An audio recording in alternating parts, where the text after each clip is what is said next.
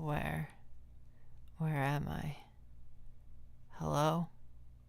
Anyone? Is anybody out there?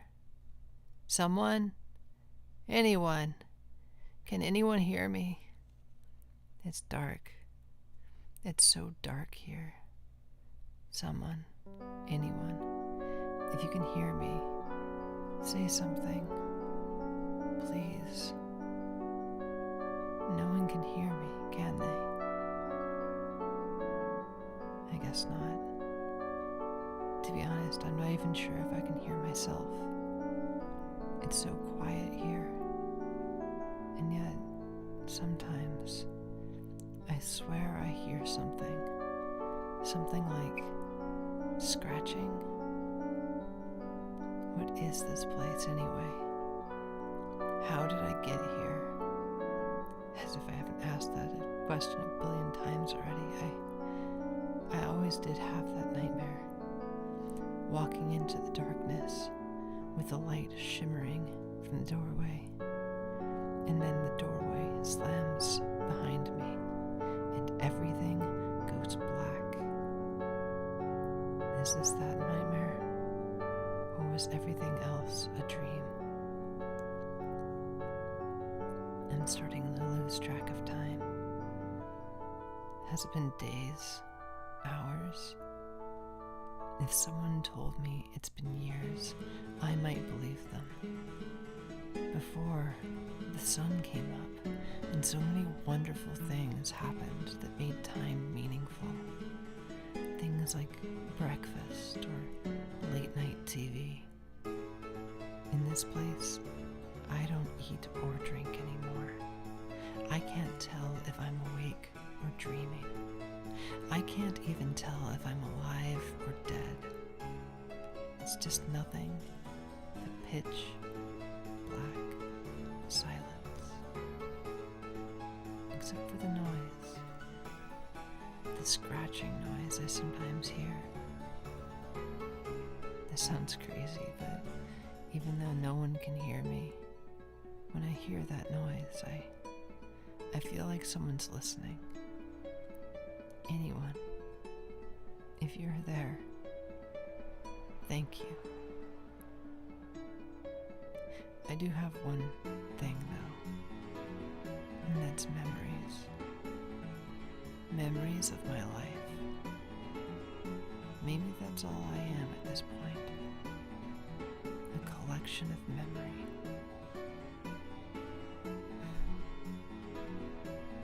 And all I can do is not forget, right? Don't forget. I just have to keep telling myself that.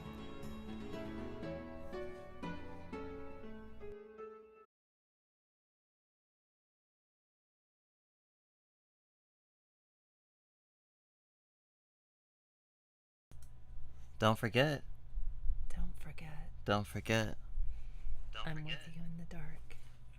Don't forget. Don't forget. With you in the dark, we have a bite and a bitten, a snack and a smitten.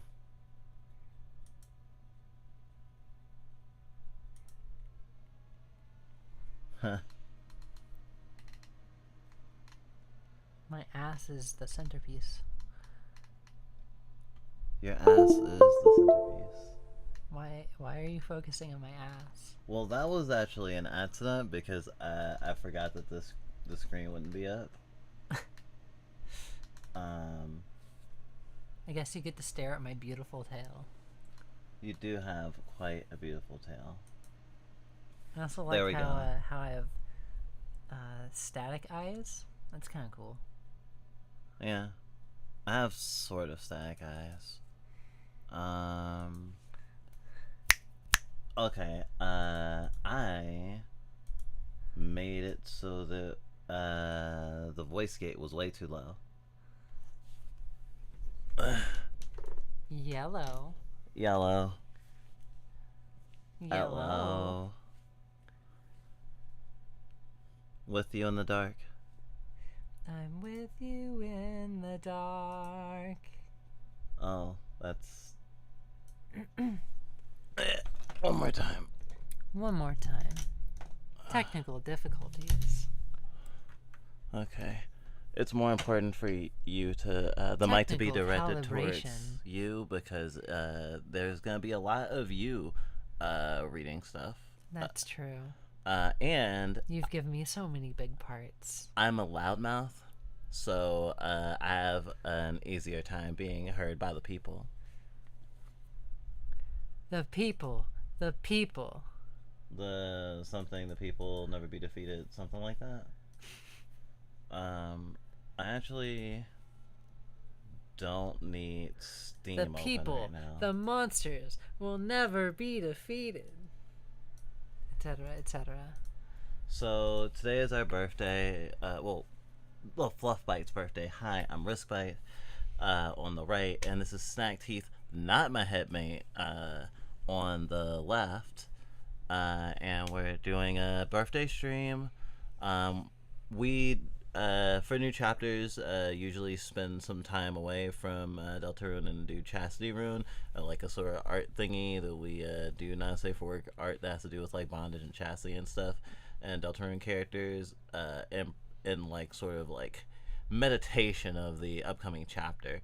But our lovely Snack Teeth convinced us to actually try picking up their weird route save, and for chapter 5 it really changed everything, especially the aborted route.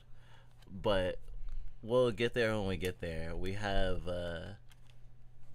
things to tread over first. This is sort of a This is a weird Noel stream. hyperfixation stream. This is true. This is true. We'll be reading from the blog. We will be playing some very resonant fan games, and then we'll be playing Weird Route for chapter 5.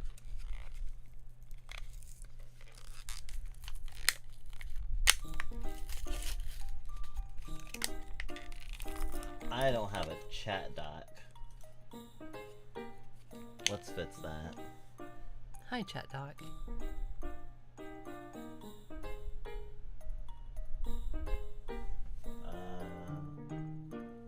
The virtues of patience. So yeah, don't expect us to play the actual normal route right now in Deltarune. But we are going to be showing off some very interesting sides of Noel today. We found this copy of the website. Someone like kind of archived the blog, the Noel blog, which we literally also have the original blog right here because it still exists. But it's interesting to see they have like multiple songs that you can have going, and people still post, and we got jump scared by the fact that it was our birthday, and we saw our birthday, and it was just like, whoa, there's Undertale lore that happens on our birthday, before we realized this is just a copy of a site, and so it has become a fan thing, which is interesting. Noel, remember your snow graves. You'll pay for this. Oh, and if it's not obvious already, there will be spoilers for Deltarune. However, we still haven't played the Dark World of Chapter 5, nor the normal festival. So please don't spoil us on that while we play as much as you can. And we will do the same if you are similarly just interested in what we're doing, but not wanting to experience the bulk of what stuff is. I am trusting you with our relative Chapter 5 virginity. What else we got here? Favorite holiday, New Year. Hey Noel, take care of yourself, please. Don't go into the lake, I swear.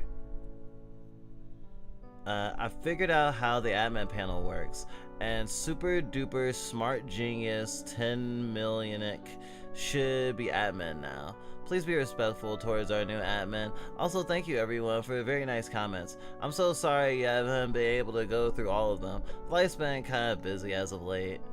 Hey Holiday Girl, I found your blog and did that glitch you posted about. Apparently there's a key in the files called the ice key. It's weird that you have to dig in the files then put it in your inventory. Hope it helps. P.S. You should open back up the thread to the public so we don't have to do this.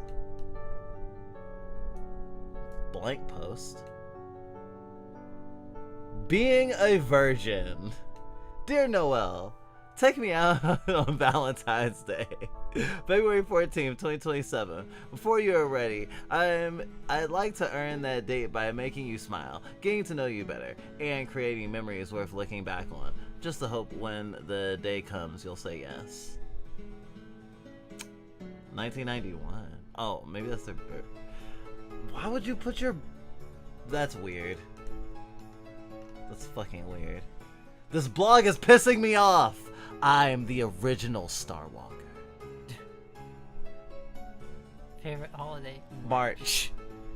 Is March a holiday? It Okay. is now. We have to write in this fucking guidebook, please. It's my birthday. Okay.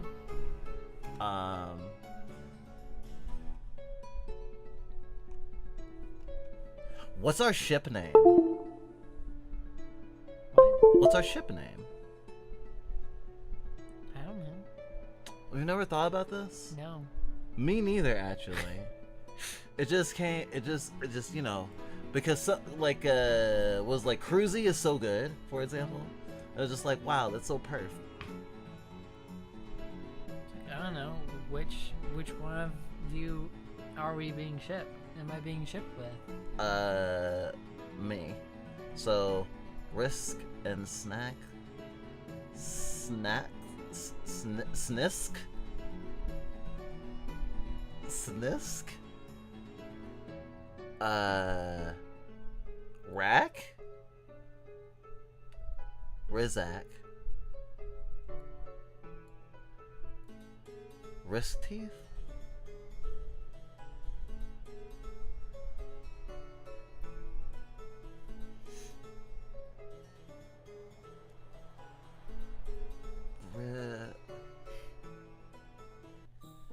Snick? I'm a big Rack fan. I bet you are.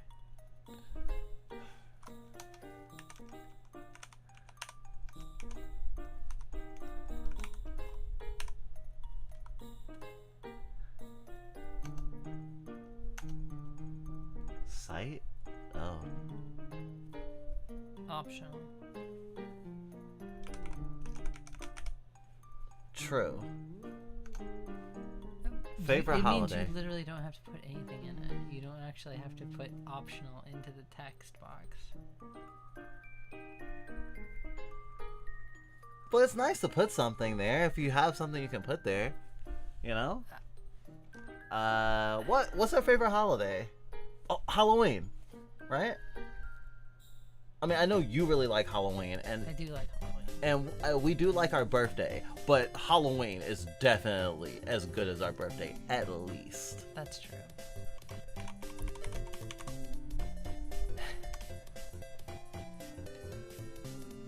Okay, so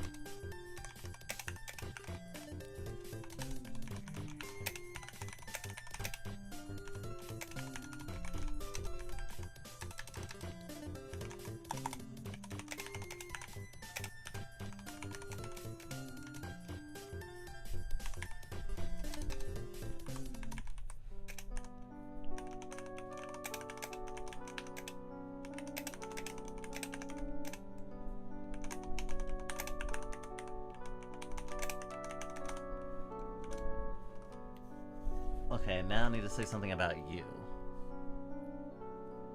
Because we're signing a guest book together, as you can see.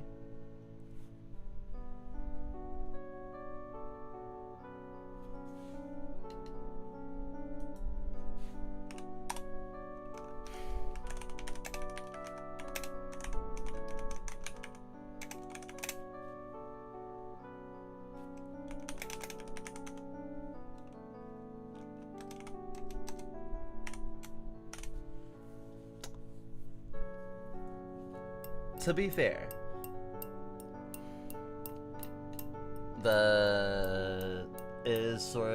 I am sort of just riffing a little bit. So I know that you're not usually as used to being silly in a specific way, I guess. Also, I didn't leave it to have so much linkage, I guess. So I figured it'd be less weird, but maybe I was wrong.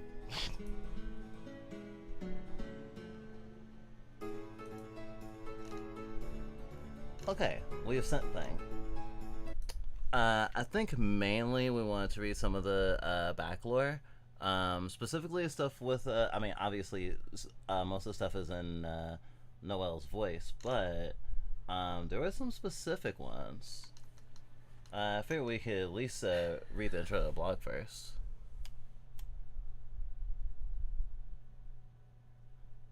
I mean, we were. Oh, the mic is hot. The mic has been hot. I'm not sure. Okay.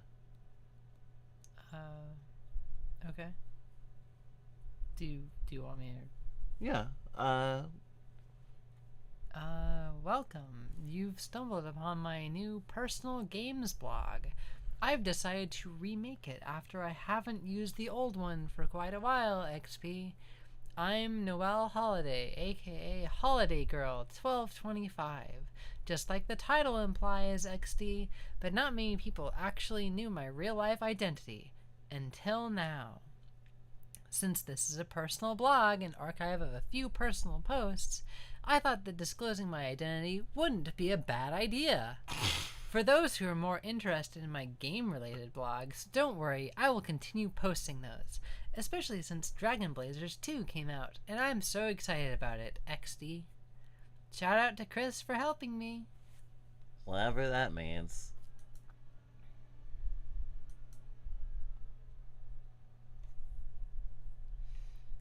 Today, the official Dragon Blazers website was updated with a bunch of weird links. I searched around the official website for clues and found about 28 pages so far. It doesn't seem to be an ARG, as there's no puzzles and it doesn't lead to anything. Anyone else think the devs might have been eating a little too much fruitcake this year, XP?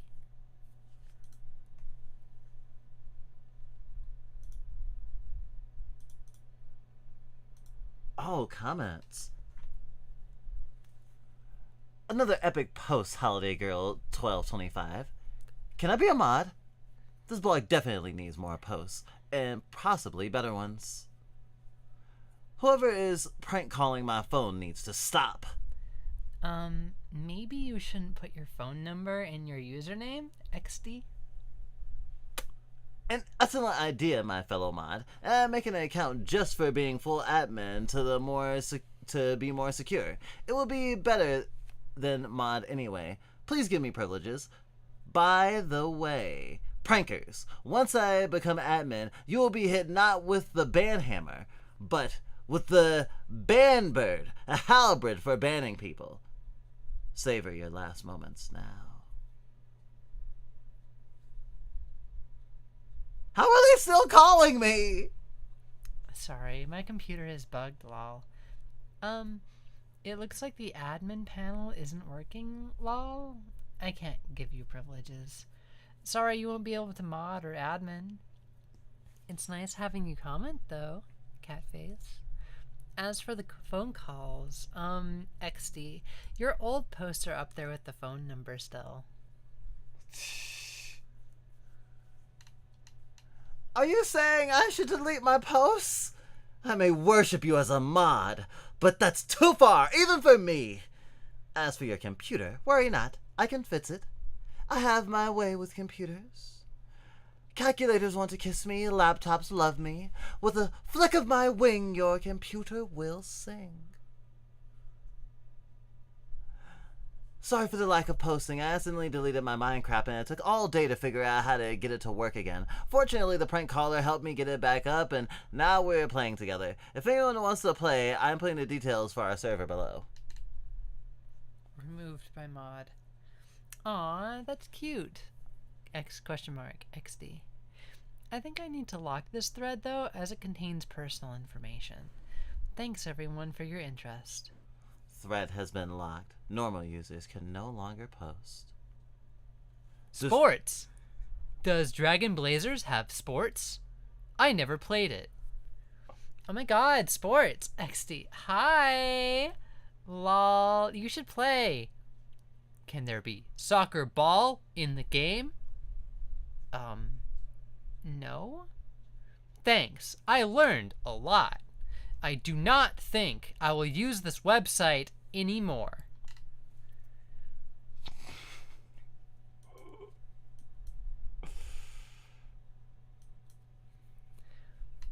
This is a private post. Only friends can see this. So, that new girl I keep talking about, she really, really hates Chris. And you know what's weird? Literally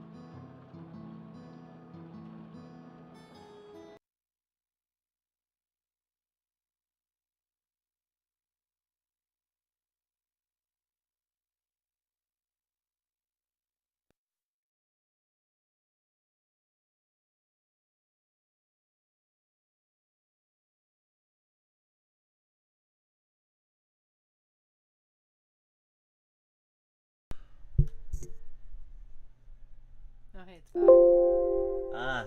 Oh my fucking Christ! How long has our sound been off? Like, I'm fucking I have calmed down, but I was having a moment. Like 3 minutes. Okay, that's not a terribly long amount of time. I guess we didn't get the Bertley thing. We can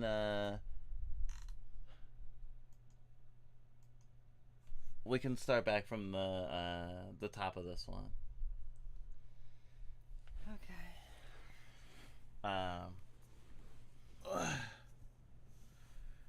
Thank you for being in chat and mentioning it, because I think because we literally, oh my god, that's a curse. We're cursed. Literally, the first time we ever played Deltarune Chapter 2, we did it on a stream on our birthday. And because no one talked in chat, or talked in chat about our lack of vocals, we went for 4 hours playing it.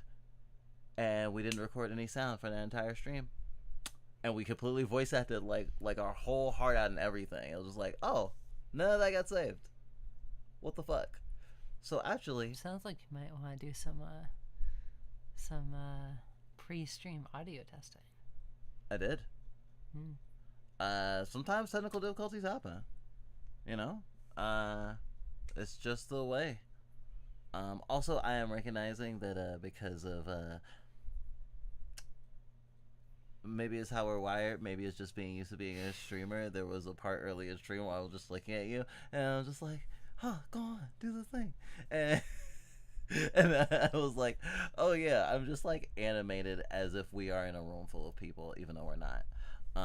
Which kind of feels like cognitively dissonant. But I'm projecting that that's how you feel.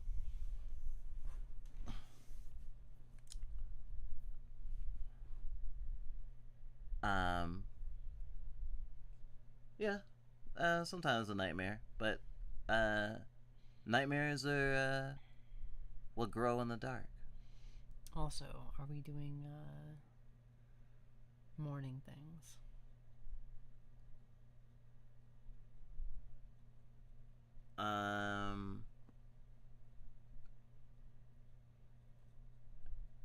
If we are, we would probably go sleep right after we're done with Deltarune stuff then. With reading all of the website and also playing fan games and also going through Weird Route.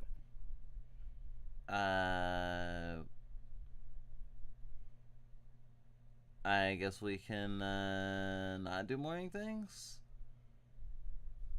Okay. I don't know. I waited kind of long to start because I was having trouble. But if it gets too late, we can stop. I'll just assume we're not doing those. Anyway. Okay.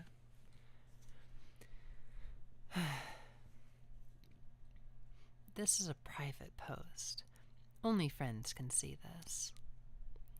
So that new girl I keep talking about, she really, really, really hates Chris. And you know what's weird?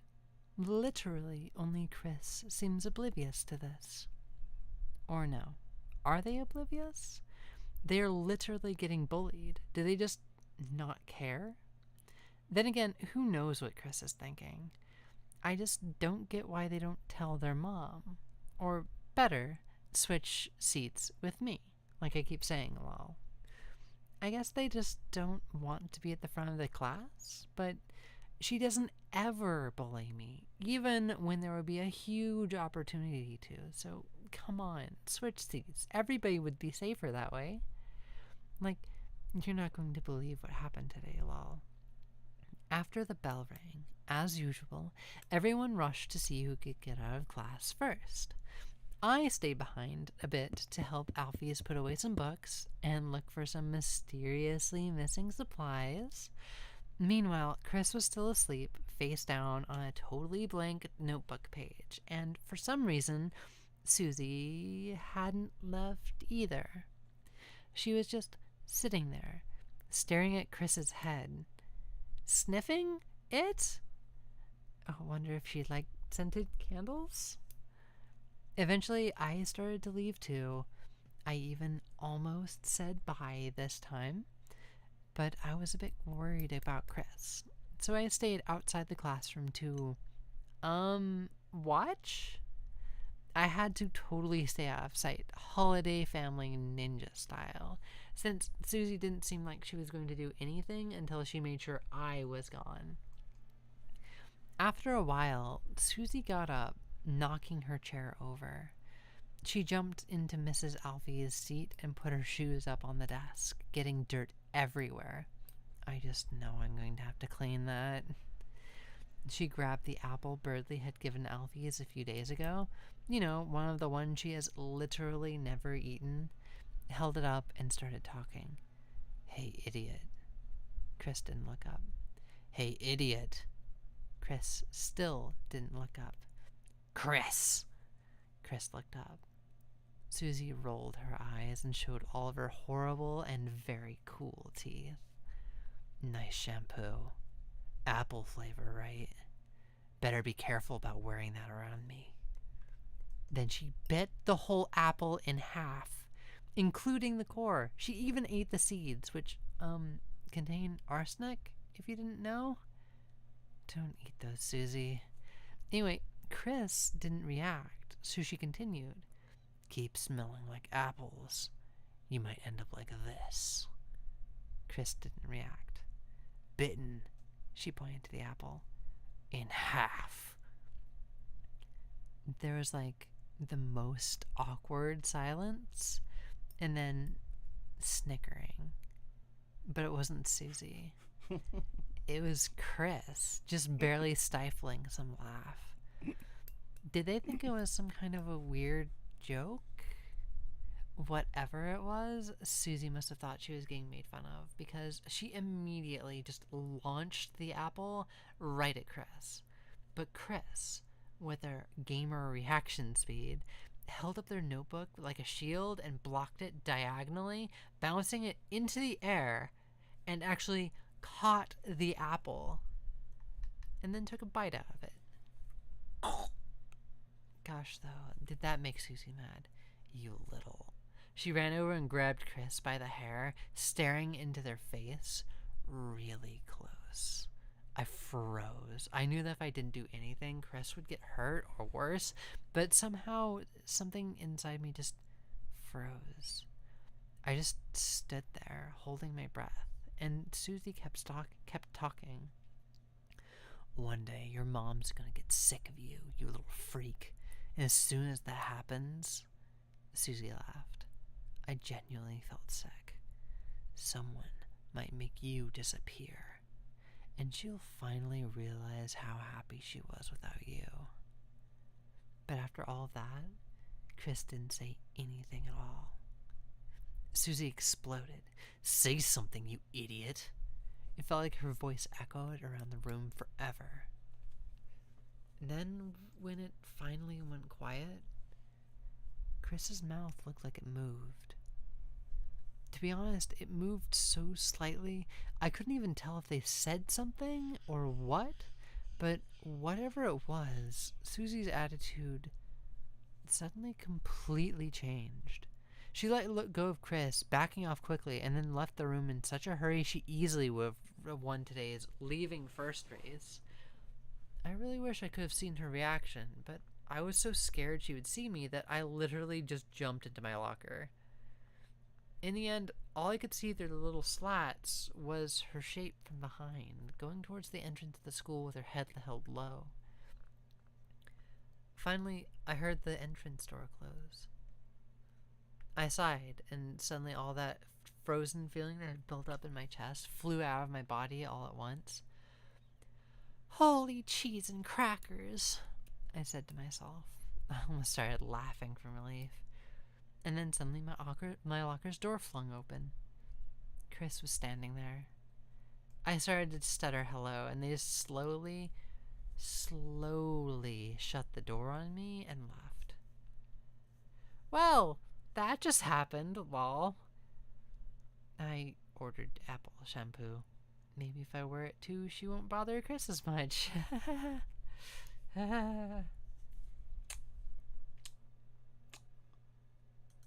That's definitely an experience.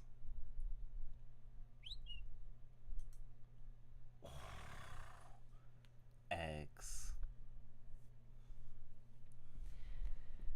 If you have no pets, it's known that there's a rare chance for an egg to appear, giving you a random pet. This is the only way to get some of the secret cats in the game, which are still super rare on top of that. So it's just a lot of waiting for eggs, hatching them, and throwing away tons of cats, trying to get the perfect character.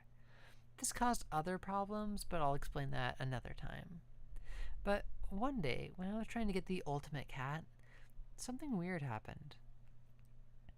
A white egg showed up on my screen, but there was a message with it. Special. I was really excited. I've never gotten a special egg before. In fact, I never even heard of it at all. I sat there waiting for an hour to see what it would turn out to be. Maybe I would be the first one to discover a brand new cat. But what was weird is the egg never hatched. I started to worry that it was some kind of glitch, so I decided to try and get rid of it before it hurt my computer. And that's where things got really strange. No matter what I did, I couldn't move or throw away the egg. I tried clicking it over and over, and in the end, all that happened is it made some sort of weird sound. This freaked me out so much that I deleted the game and reinstalled it. But the egg was still there, obviously. Now that I'm older, I think what happened is I had so many mods installed that the egg didn't know what to hatch into. But at the time, I thought my computer was like haunted or something, or the egg was going to kill me.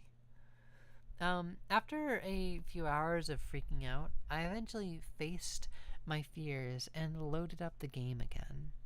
The egg was there, but it didn't seem to be doing anything. So I started raising it like it was a normal pet, brushing it and playing with it and stuff. By the end of the day, I actually started thinking it was a cool pet, and maybe I could try to figure out how to upload it online as a mod. I wasn't able to do that, though. The next day, when I opened the game, the egg was gone, with a message that said it left home due to happiness. Usually the message is, pet left home due to sadness, and only happens because you neglected your pet. It's not supposed to happen because you're nice. One last thing. The egg actually had a name, but I don't remember what it was. It's been driving me crazy ever since. If anyone has ever seen an egg in their game like this, please sign my guest book. Please. First one gets 100 cheesy points from me. I love cheesy points. They taste so good. Mm-hmm. I think that was actually the first post that we Yes. Yeah. The banjo sound still hits weird.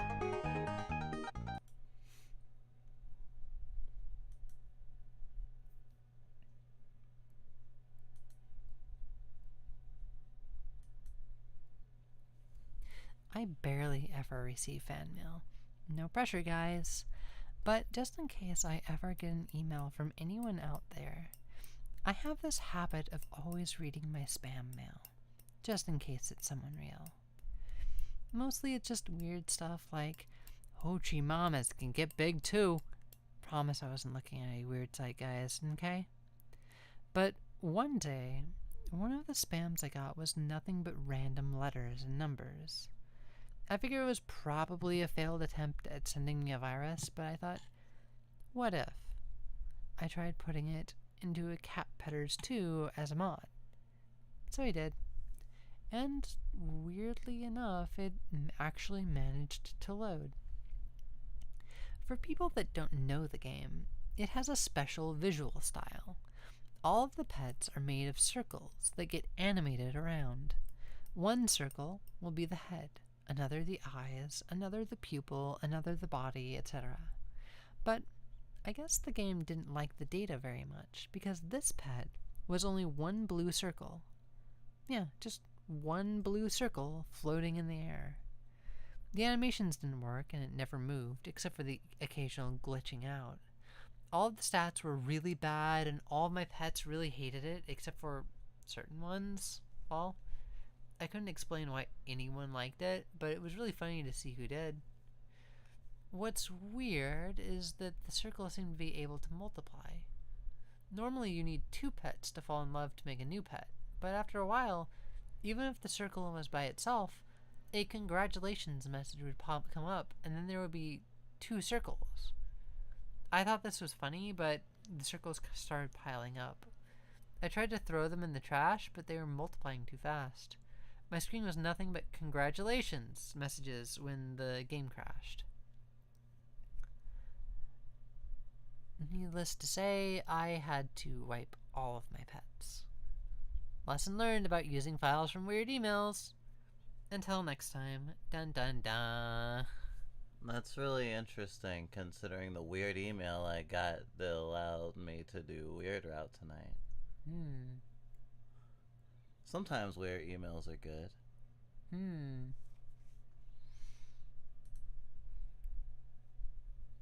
Oh my god. The newest girl. No, we read that. Ice Place Glacier. Did anyone else wander around the screen as a kid? The cross-shaped maze in the ice area from Dragon Blazers. Once you go in it, no matter where you go, you'll always be brought back to the same room. Normally, one of the characters is supposed to guide you through the maze, but it became one of the most famous, or should I say infamous, parts of the game, because if you go in there without that character, you'll get basically stuck forever. The devs actually say something about this in the manual. It warns you this glitch is actually one of the bad guy's magic spells. Yeah. Sorry guys, I think you're just eating a little bit too much fruitcake when making this part of the game. As a kid, I had no idea that this was a glitch. I literally spent hours on the screen wandering around thinking that there was an exit. The thing is, there actually is one. Somehow, kid me was so stubborn. I think I went in every single possible direction somehow. Then the last direction you go is up. If you do that, you'll find a door that doesn't appear anywhere else in the game. This shocked me so much as a kid that I screamed and pulled my controller so hard that it unplugged the console. I actually started crying. But I knew my mom would turn off the game if she heard me, so I held my breath and started hiccuping and gasping. I literally thought I was going to choke on my tears. It only made me cry more that I had to plug the game back in by myself. I was so scared that I would get electrocuted and die from the wires. I was actually always afraid of electrical sockets too, because I thought they were looking at me. Come on, I wasn't a weird kid, I promise. I got over it after that. So I started the game again, and with my hands shaking, I went back into the maze. But what's super weird was that somehow I was able to get right back to the door. I was so happy I almost started screaming again, but I remembered to hold my breath halfway. Now I was going to be able to see what was in the secret door. Or so I thought. It was locked. I've never been able to find any key in the game that opens it. Since then, I can actually get to the door pretty consistently if I concentrate. Unfortunately, I don't know exactly what I'm doing, and it feels different every time, so I can't give any advice. I know this sounds really, really fake, but if anyone ever figures out a way to open the door, please, please, please sign my guest book. I'll even put you in my Hall of Fame, so, so someone can be in it besides me. Mood. Nostalgic. Listening to Dragon Blazers. Glacier. This hits different after playing Dragon Blazers within Deltarune. That's knowing that it's just like, oh, if I want to hear that, I can just go to that part of the game. And if I want to experience that maze, it's literally in the game. That'll be good B-roll that we'll have to grab at some point. Although now I'm thinking of Mantle. I forget if Mantle actually has that part in it as well.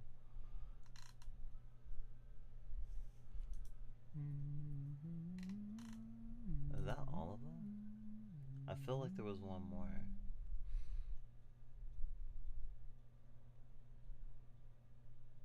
Yeah, actually, this one. As you may know, Cat Petters 2 is one of this app's favorite games. To those that don't know, it's a game where you take care of a cat and raise it. It sounds simple, right? Actually, the game has a really deep animation and breeding system, so players have been able to hex edit the game data to create brand new pets.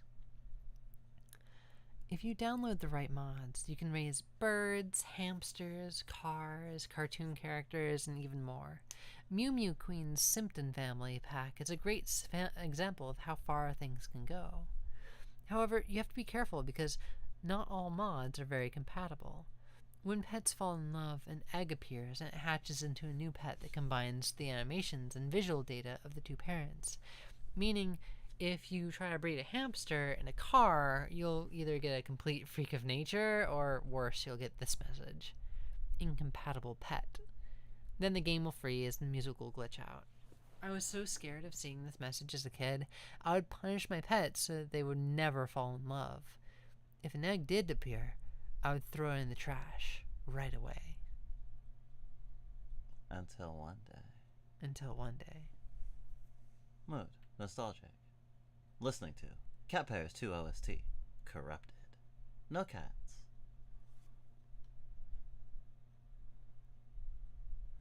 This part was I feel like this is worded in a way that sort of sticks like Velcro. Specchio Plays just subscribed. You are my little Sheep is sock here. champ. Happy birthday.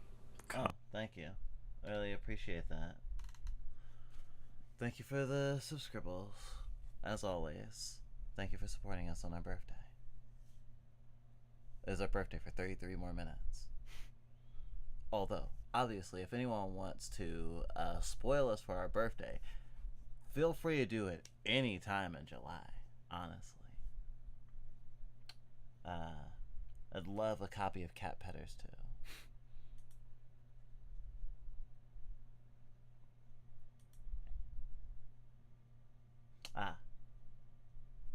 Okay, this is actually the last one. And there's the one before it as well. The one before it,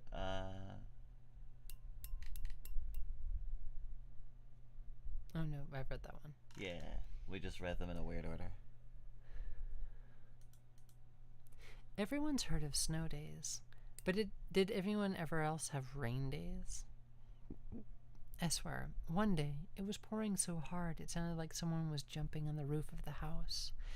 So my mom called school and made them cancel just so I wouldn't have to walk over. Like, come on, Mom, a little water never hurt anyone. Except maybe for deep sea divers?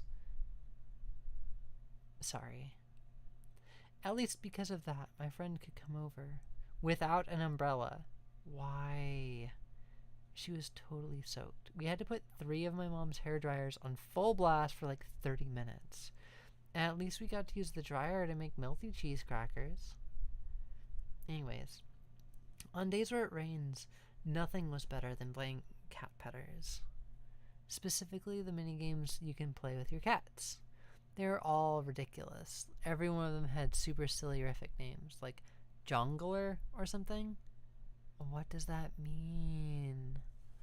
I remember being really into one of these games when I was little. I can't remember the name because it was a complete nonsense. Sorry. But it was one that was like an endless cave, if that makes sense. I even made a guide to the rarities of the different cats you could get to raise your score. I still have the text file, although it's just named b.text. Really helpful, me. Chances: 80% of a normal cat, 15% of a blue aura cat, 4% of a rock and roll cat, 0% of an angle wing cat, 0.0000% super holy angle wing cat. I sort of feel like there were more, though. Like one time, I remember getting a cat, and it actually lowered how many points I had. And then, of course, I died immediately, so I couldn't get, like, a picture or anything. And, of course, no one else has ever seemed to see this. Actually, I get the feeling someone else I know has seen it, but I just know that even if I asked them, I probably wouldn't get a straight answer. Ugh. Super fun fact. On a related note, these same games even make a cameo in Cat Pedders the RPG, which, like everything good, is kind of a ripoff of Dragon Blazers if I'm being honest. Okie dokie, I let my bias show for a second there. You guys really should play it though. As usual, if anyone thinks they can find any proof, try it yourself and let me know. P.S. about my friend. She came over because I said I was going to play Cat Pedders, but she thought that that meant that I was going to pet her. What kind of a game would that be? So I just made a cat named after her in the game and made it play metal music on the music box? I'll try not to corrupt that one. I still had to pet her a little or she wouldn't go home, though. Sometimes friends need pets. Sometimes cats need pets. Sometimes cats need pets.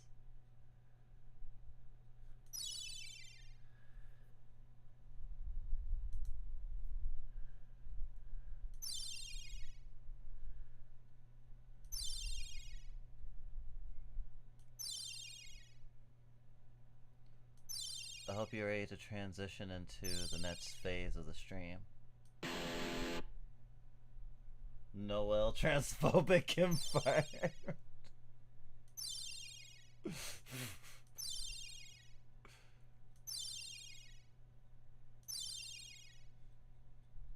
No gift pets. Oh, so if you don't get, I see.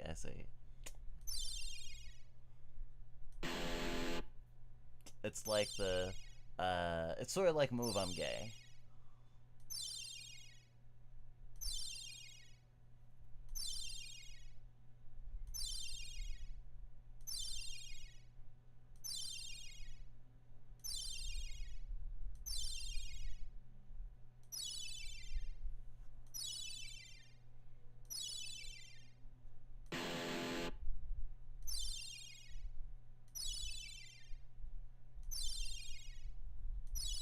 Wow, these cats are really underpowered.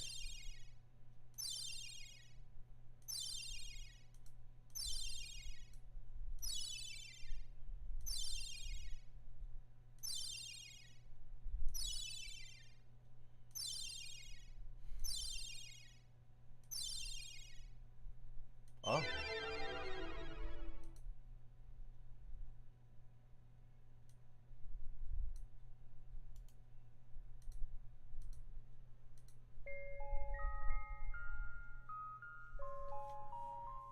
Actually, that didn't take as long as I thought it would. Of course, I don't plan to go through every single one of these. Though, looking at the numbers, maybe we should look at the numbers.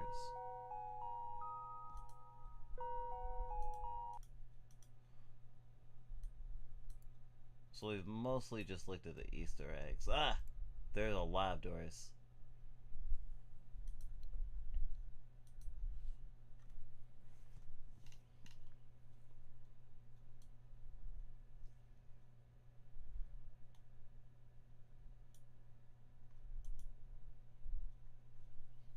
I'm glad you know where the tree is.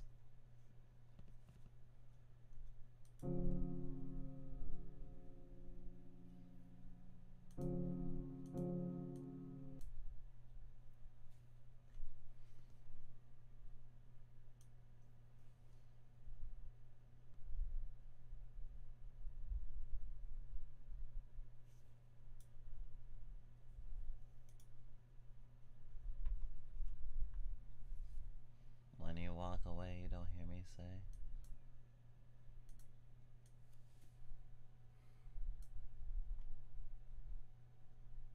Hmm.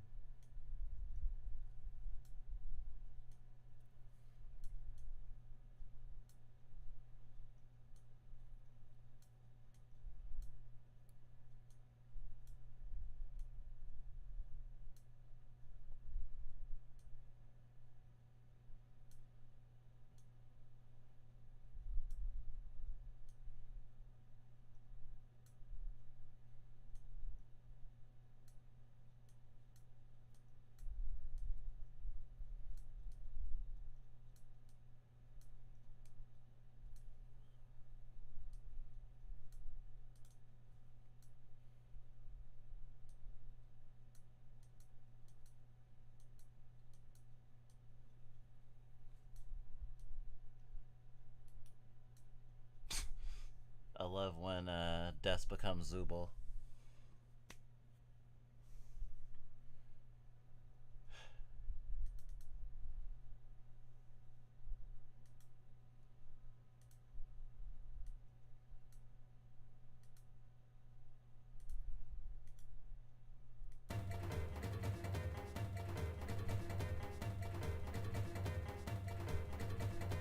You can't see my face, but it is sweaty.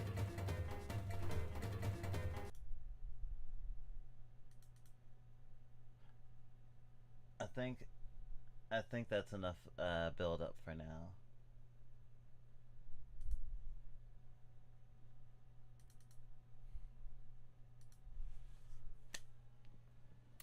Which is a teaser for Part 4, I suppose? I forget when this was made. I guess around between Chapter 2 and Chapter 3.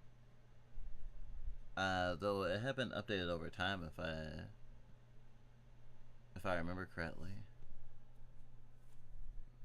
There's a lot more that we didn't explore, but that we have explored on another stream.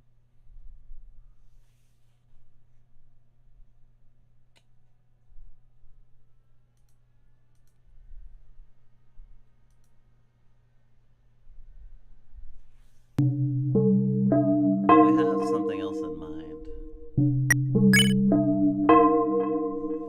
So now we're getting into less canon works, but something that we feel is like spiritually aligned. And like it was said, this is a Noelle special interest stream. And so exploring her character is part of what we're doing today. This is an experience of Noelle after getting the Thorn Ring in Chapter 4.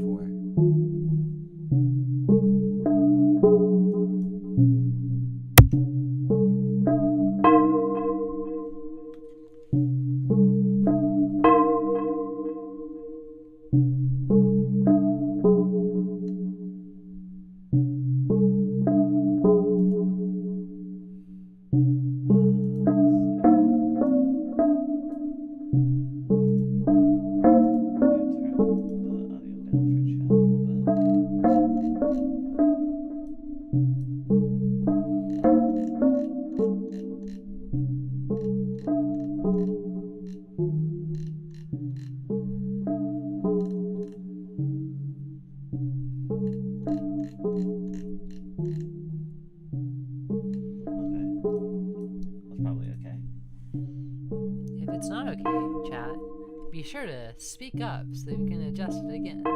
Yes, because it is important to do a sound test, and this is a thing that we have already learned this stream. So it is important to understand. Also, if you have trouble with toxic relationships or self-harm, then don't eat the cyanide apple seeds.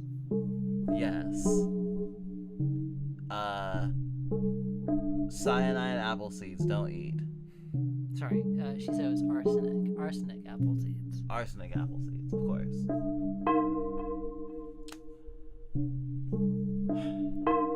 So I guess we will go into the heartbeat at midnight. It's almost midnight, actually, for us. Sorry, chat, we can't start for 20 minutes. Damn.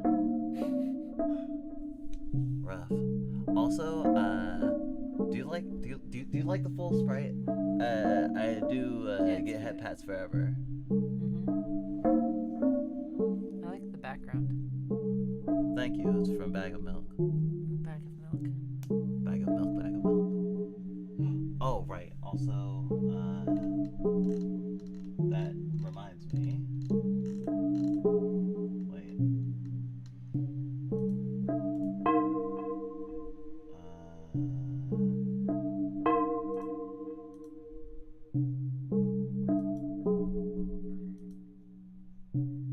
There we go. Now we are not see-through.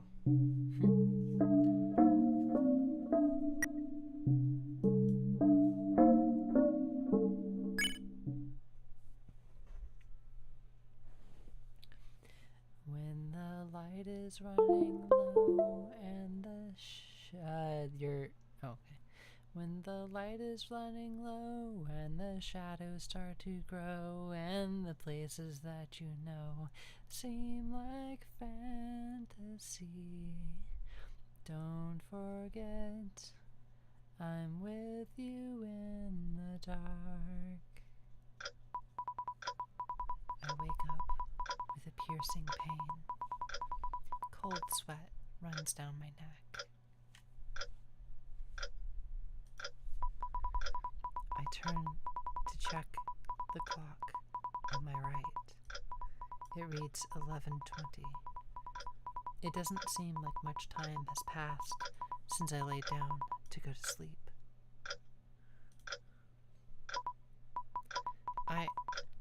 I'm so thirsty. I need to drink some water.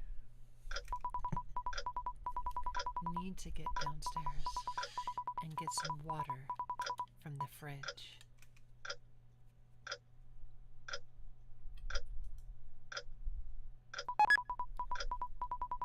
I hold up my phone and turn it on.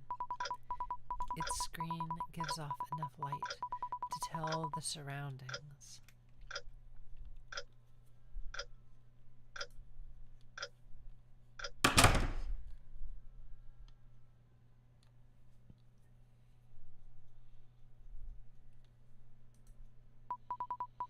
I open the fridge.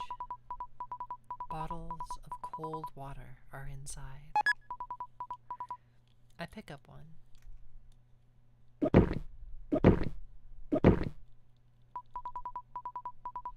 I twist open the lid and drink.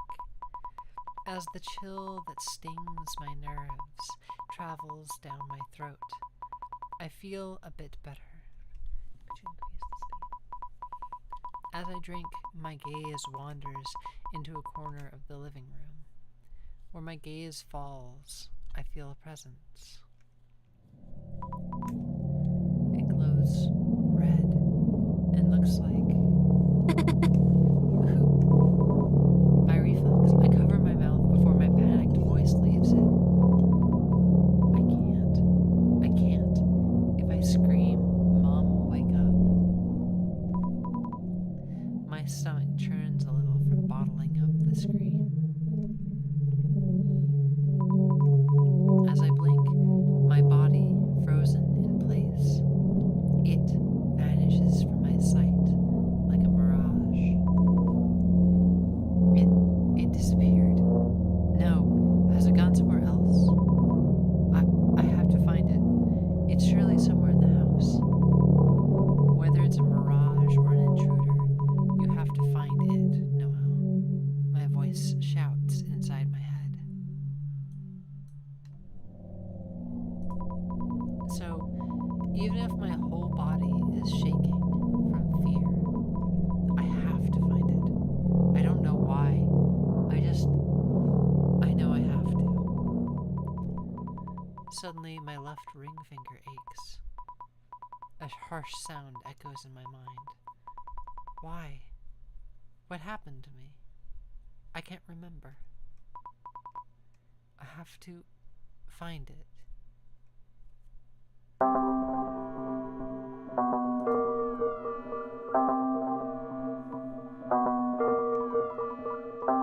can't wake up Mom. She'll surely be annoyed that I disturbed her.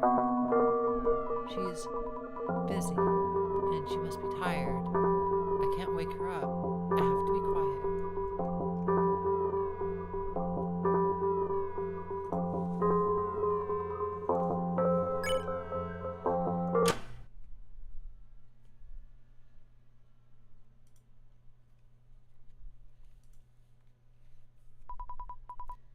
Just now, something disappeared next to the piano. It maybe even tried to play it. Why the piano, of all things? Surely. The piano. Memories of days when Chris used to play piano in my house rise up, unbidden. They never played in front of me.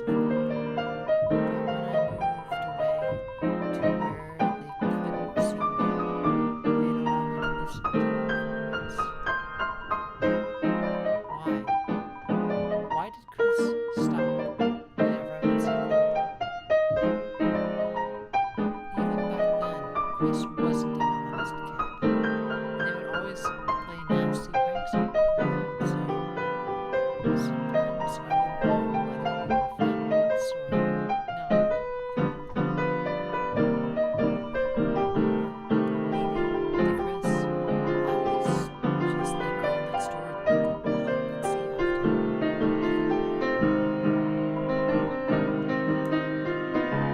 I listened to Chris play the piano, maybe I could understand Chris's feelings. The feeling that, even without being present, even without kind words, we were connected. To me, that was everything to our relationship.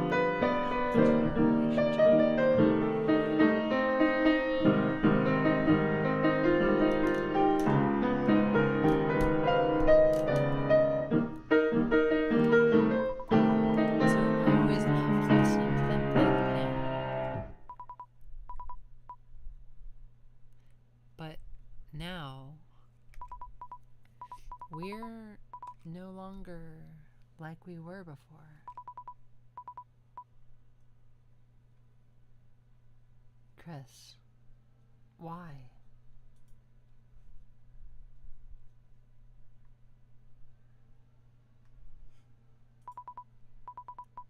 Why didn't they visit our house after the incident? It's like before. I can't tell what they think of me anymore. Even if I want to approach them, what if they don't think of me as a friend anymore? If Chris reached out to me first. Anyhow, it's not here. Did it go somewhere else again?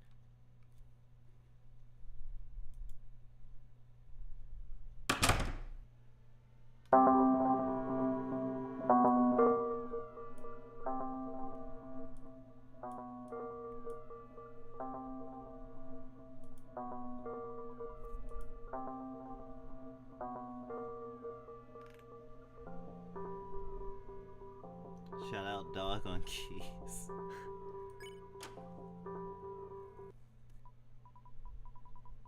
Don't think I need to look around here.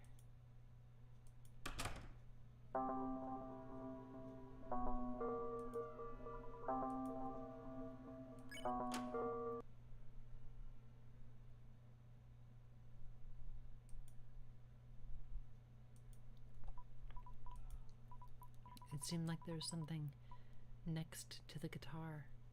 Am I seeing things? Why was it next to Des's guitar? Des's guitar. If Des were here right now. It happened often since I was young. I couldn't sleep at night. I wanted the leftover pizza in the dining room. I was unsure if I turned off the bathroom faucet. It was just too stuffy in my room. So I used to wander our dark house when everyone was asleep. The house is so unfamiliar with the lights off. The places I knew give way to a dark world that seems like it could swallow me whole. All the objects around the house seem like they're staring at me, like at any moment they'll come alive and start chasing me. But even those thoughts made the every hair on my body stand up. I didn't switch on the lights. Because when I was there, alone and afraid in a world of darkness, there were always people that would come and save me. The first to arrive was always Des. She believed everything I said I saw in the dark, and wiped away the tears that I shed from fright. Next was Azzy and Chris. Azzy comforted me with warm and kind words, as he always had, and Chris didn't exactly comfort me, but rather played some sort of prank to shock me more often than not. Even still, oddly, when they would prank me during those times, maybe I would stop crying just a bit quicker. When it was just the four of us together, it felt like I had the whole world to myself. Those days meant everything to me. That was enough for me. I just wished those days would never end. Why?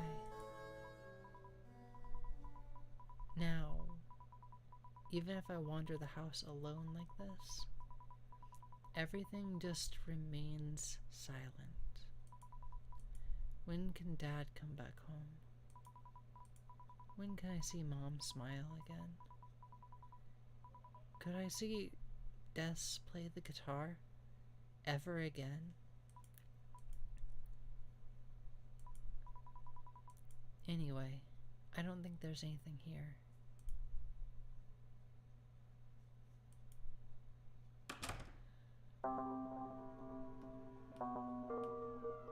I have different theories I need to discuss with everyone sometimes. Part of my theory is that Chris and Des were part of the same incident. Well, I mean, that's been the implication, right? I mean, because Chris obviously has a lot of guilt about whatever happened to Des. More so than at least Noel seems to. Noel seems to be affected by it, but not feel responsible.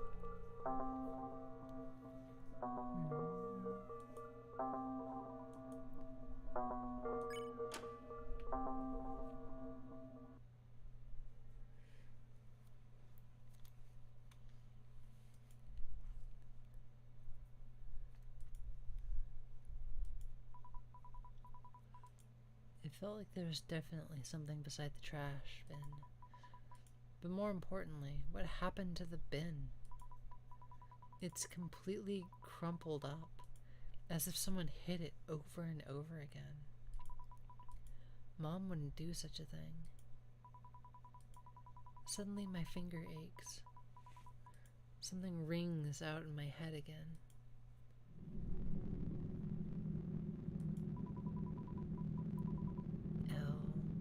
I'm sorry.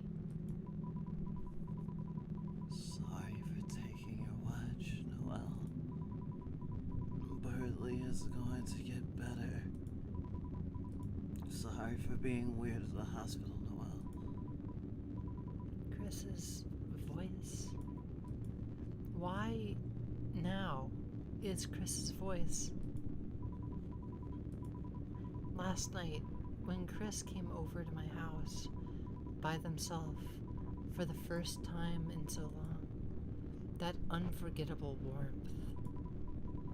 Chris's voice then, so strangely, felt so dear and nostalgic, like I had heard it for the first time in years.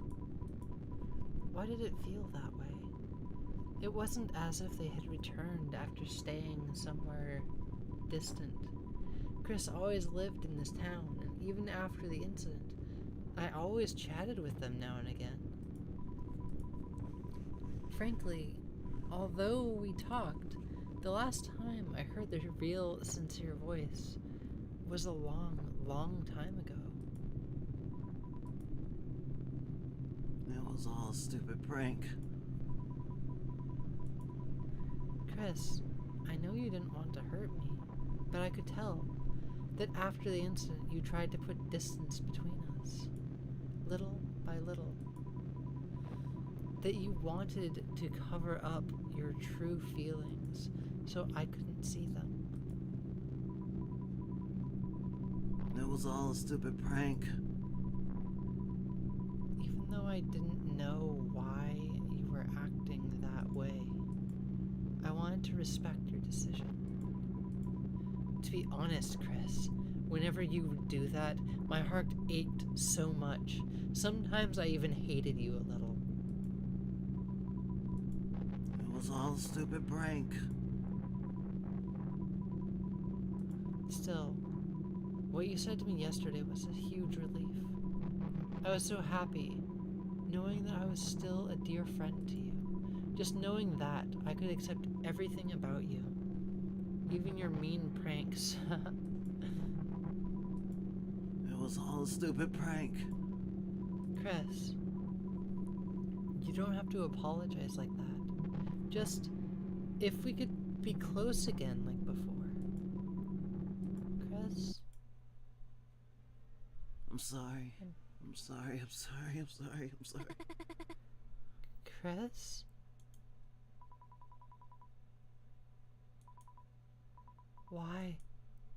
Why did I hear their voice so clearly just now?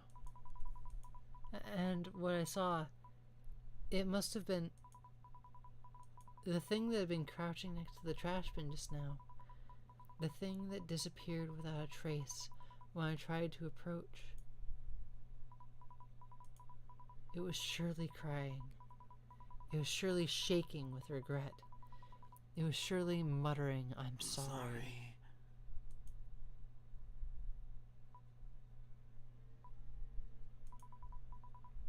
My head.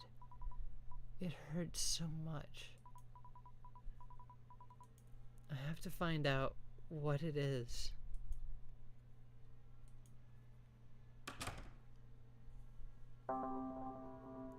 Oh look, one more door.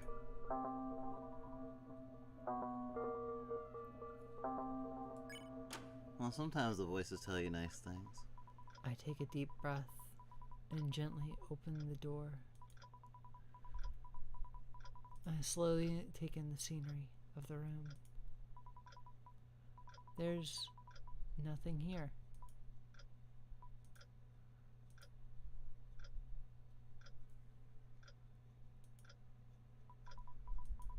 I sit on the sofa. It was once so familiar. Now it feels slightly foreign. I close my eyes and become lost in thought. Yes, I understand now. The thing that I see in the house, that person barely brushing the edge of my reach, who darts away just as I try to approach. Chris, it's you. The memories are finally flooding back of what happened today in this room.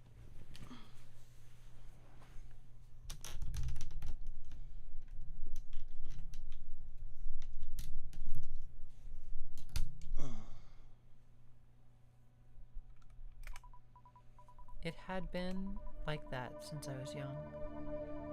When something unbearably scary happens, I block it out from my head. Like it never happened at all. Why did I do that? It's not like I can undo what already happened. I have to think about it eventually. I have to face it.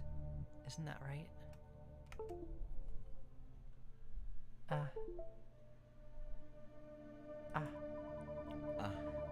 matter how much I don't want to think about it, I have to remember and face it so I can change, so I can get stronger. I remember what happened at the sofa, what we talked about as we sat here, what I wanted to tell Chris. Chris, I don't know when it happened, but we've grown so far apart. I was so scared that I would never get closer to you again like this. So now, when you came back, I wanted to reach you. I never wanted to let you go of you again. I wanted to say that I was so happy you were back. So Chris, look this way. Let me hear your voice. Tell me that I am a precious friend to you.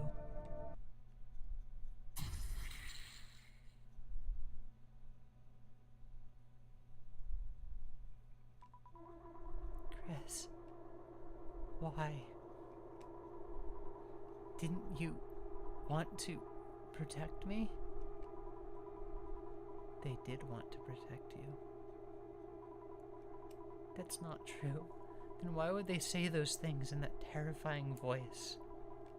They did it all so you could become stronger. Stop. Stop. Since before you keep speaking to me. Stop it.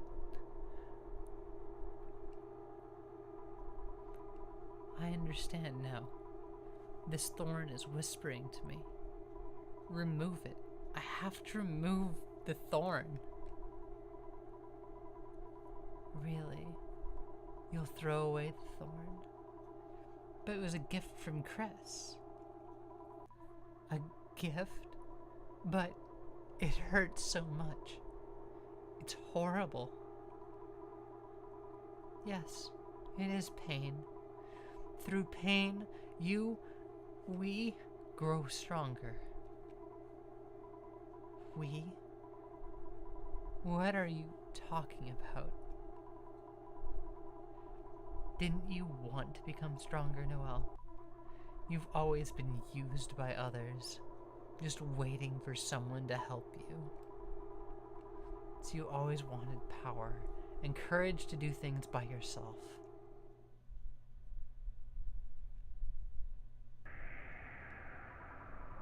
But when Chris came to your side,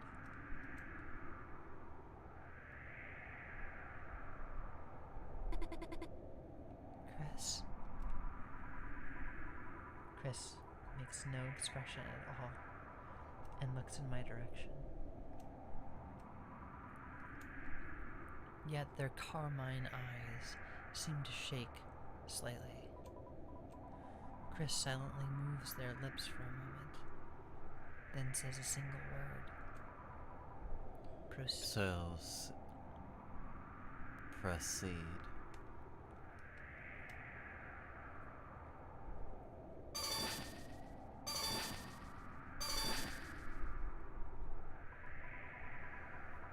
The procession continues. As we step, the enemies flee. Where we pass, there's only silence. Ice crystals flutter in the air. And you liked it, didn't you? No, that's not true at all. That was just an awful dream. You still think it's a dream. A very large crystal sits just before my eyes, one that I had not seen until now. Oh, Birdley, will he be okay?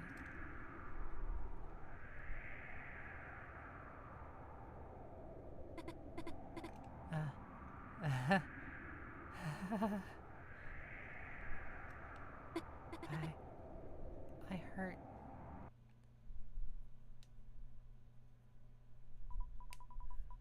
My vision blurs, and tears well up. I realize what I've done. It wasn't a dream. It snowed. Birdly, Birdly, Birdly. I'm sorry. I'm sorry. I didn't mean to hurt you. You'll be okay, right? Please. Please. Please come back like nothing happened. Group assignments, games. I'll do it all with you, okay? Please tell me this is just a stupid prank. Please. Birdly. Cress. Is Birdly that important to you? What? You didn't care about Birdly that much anyway, did you? That's why you cast that spell you didn't even know. You wanted to teach him a lesson with your magic. Isn't that right? Still, I didn't know it would be that kind of magic. That it would snow so much. You don't have to worry about little things like that. What matters is that after that battle, you grew stronger than you can imagine. Can't you feel it, even now? That power coursing through all your being? That feeling that nothing can scare you, that you can do anything.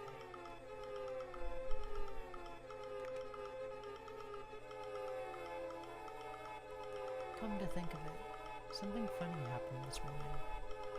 On the way to church, I met a babysitter who used to take care of Chris and I when we were younger. That babysitter was so strict to us. They would scold us constantly. Even though it's so long ago that I can't remember, even now I used to shiver just passing by them. It's a bit of an embarrassing story, haha. But today, I wasn't afraid of them at all. When I was young, they were so scary, but now, they just seemed so small. They were so small and cute and wearing a nice outfit. Looking at that, I wasn't scared in the slightest.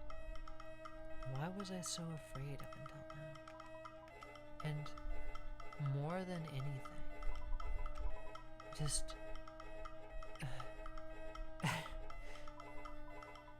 they really aren't anything important, are they? That babysitter. Small, pathetic. They're just powerless. Compared to them, if you wanted, mice like them could just somehow, I feel a little giddy. For the first time, a smile is creeping onto my face. Pain, confusion, fear, they've all churned and slithered through my head. And in the end, I end up laughing. That's what getting stronger means. Everything you're afraid of, everything you couldn't do, put it all in your grasp and place it on your palm. Then laugh at it all you want, and how worthless and insignificant it all was. Yes, that's right. I want to become stronger. And to become stronger, I need Chris. In the end, Chris was the only one who understood the real me. The one who knows me. The one who can lead me to power. It's Chris. I see now. Chris was trying to help me. Only now do I feel like everything fits together. Right. Chris would never hurt me. Chris was just being a bit forceful in helping me become stronger. It's such a Chris-like way of doing things, isn't it? Chris always used to make me cry when I was younger by pulling mean pranks on me. But whenever they did, I could better understand what I was afraid of, why I was afraid. This is the same as before, right? Yeah, that's right. Chris considers me dear to them. Chris wants to help me, and I have to repay that kindness. Suddenly, I feel the ends of my mouth curl up. Did I want to smile? I don't know. This feeling that something is finally blossoming in my heart. This voice that shakes my soul ceaselessly. I thought it appeared when Chris gave me back the thorn, but perhaps it was always inside my heart. What I always wanted, but could never admit. Suddenly, I turn my head up to look at the doorway and spot something standing there. That crimson silhouette that kept running away from me. Now it stands in place and looks at me, grinning like they're happy. Chris is calling for you. Oh, Chris. But Noelle, is that really Chris? What are you talking about? That's surely Chris. Chris, who I missed so much until now.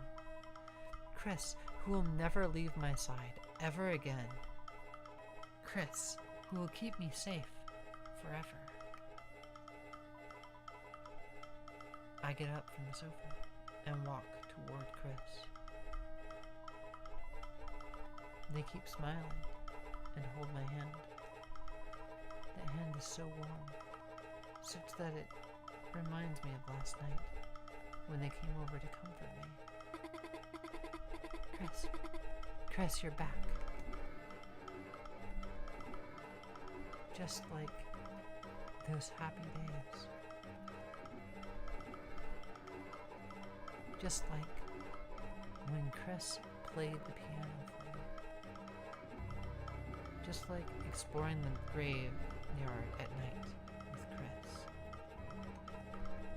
Just like when they comforted me with earnest words. Chris and I, if it's us together, I'm not scared of anything anymore.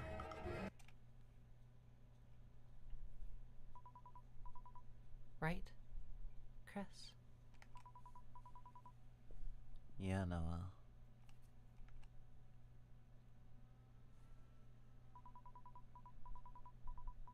Finally, we closed the distance between us that had divided us for long years in but a breath, embrace each other tightly, weep in elation, sigh in elation, promise never to be part again, look forward to our future together, declare that even death cannot do us part. And we just remain in each other's arms, feeling each other's pulse. Warmth and the feeling of something melting away. The ceaseless pain of the finger, but a pleasant sensation. Finally, I became someone new. And my vision slowly turns red. Chris, thank you.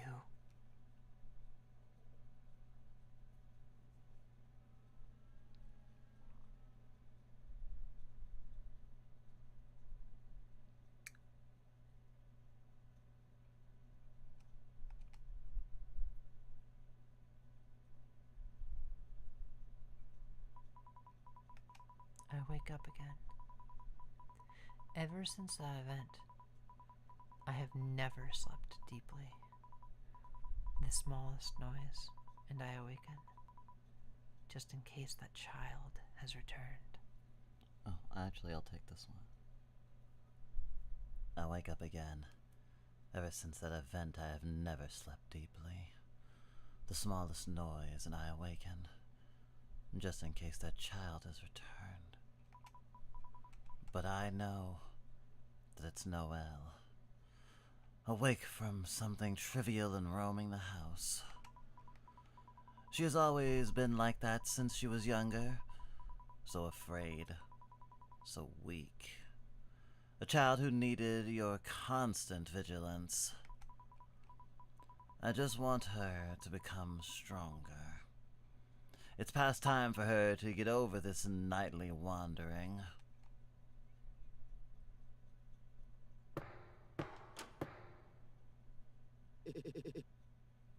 Noelle? Did something happen? There was noise from your room. Oh, Mom. I'm fine. I just needed to clean up the room a bit.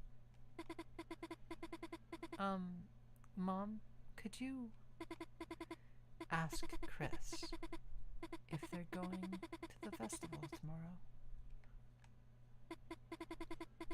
I'm really looking forward to going with them.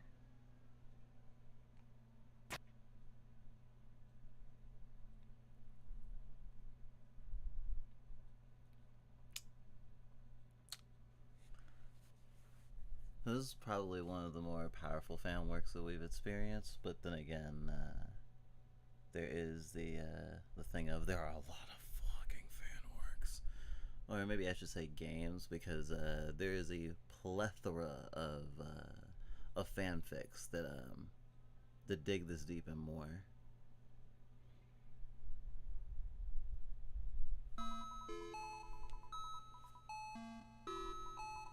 Oh. Chris, I understand now. To be truly stronger, I have to change myself first. I'm going to stop worrying about things that already happened. Even if sometimes I can't help but cry or my head hurts like it's breaking, I won't ever stop. If I just do what you say, I can do things that I couldn't do before. That's surely a good thing. I can't wait to get stronger and stronger with you, so I can be afraid of nothing at all. Chris, let's go to the festival together. We can eat yummy treats together, share stories we held onto all those years, and ride the Ferris wheel together. Aren't you excited? After all, you started all of this. Isn't that right, Chris?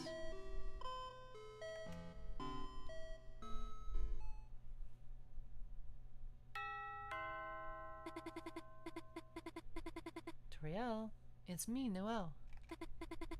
Is Chris there?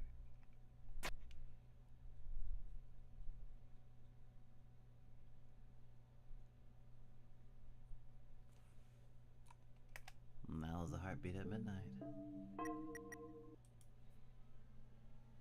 The snow grave of Andy and Lila. Very, very on point, actually. Also, I realized that we did not do the piano thingy, but I didn't see it in either of the thingies that we had.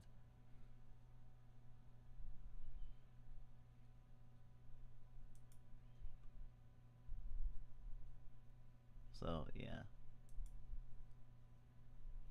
Don't know what to do with that. So, that game is actually a prequel to another game. That one was actually made more recently, but still before Chapter 5. Am I Okay, I'm not insane. Well, actually, I might be insane, but in a good way.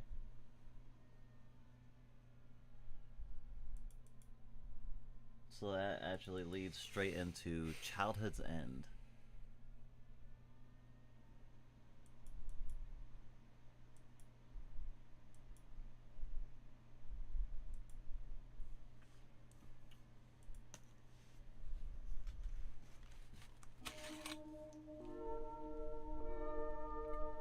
Also, maybe it's also because I've been hit over the back of the head with a 2x4 about this at this point, with the whole screen thing. But with all the things that people originally were like seeing, the little the thing that happens in chapter 4 to Noelle with the thorn and that image, and all the things that people drew from it, and I was just like, the more I look at it, the more it looks like a cracked screen. But, you know, I have certain brainworms that will become more apparent the closer we get to the fateful moment.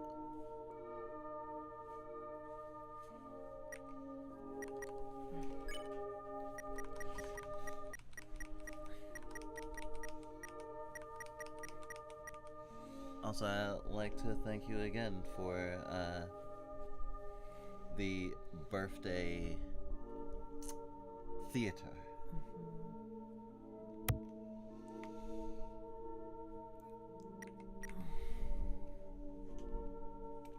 The fucking the digital circus wallpaper is sending me.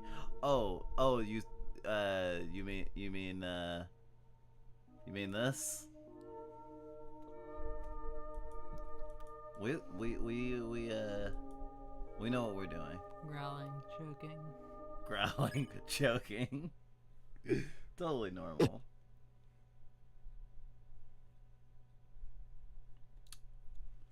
Noelle said. Oh, Noelle said she's really looking forward to seeing you.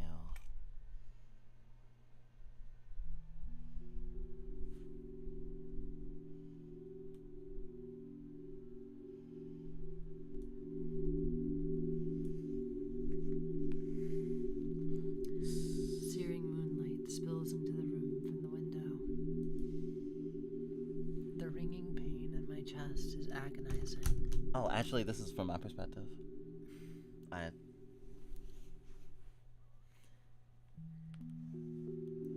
You're the maestro. That's true. The ringing pain in my chest is agonizing. I gaze at it, the crimson thing. I gaze at it, the crimson thing, immobile in its birdcage.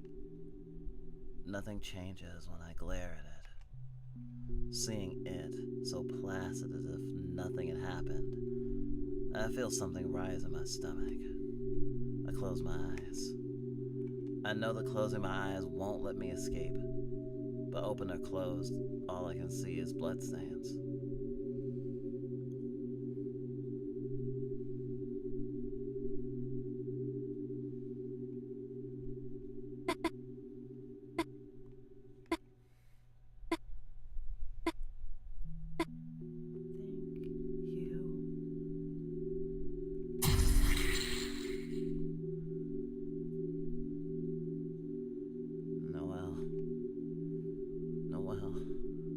Noelle Holiday, the girl next door, the mayor's daughter, December's little sister. Even after that incident, I used to think of her from time to time. The aroma of peppermint from the cookies she used to give me, the scent of eggnog that we used to share in winter. Now when I picture her, all I taste is the bitterness of blood.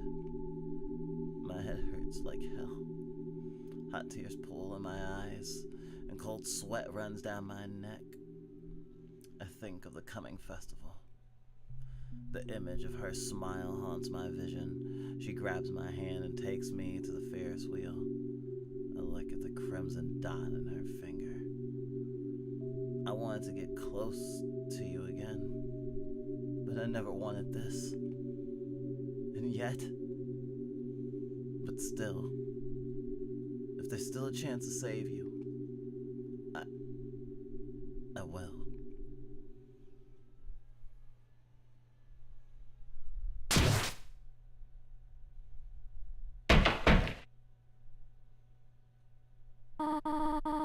Oh, Chris! What's with you, being up this early? I was just about to come wake you. Noelle's waiting for you just outside. She said you were going to the festival with her. I'm glad. You and Noelle are getting closer again. Have a good time with Noelle, alright, Chris?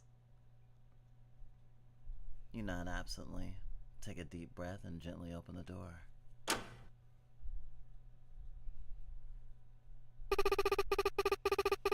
Christmas, did you sleep in again? Come on, Chris.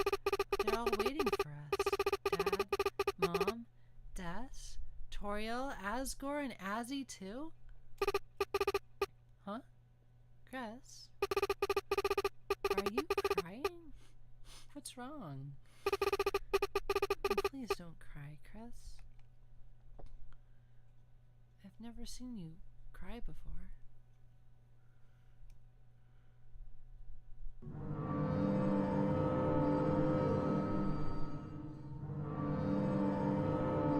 My heart pulses wildly.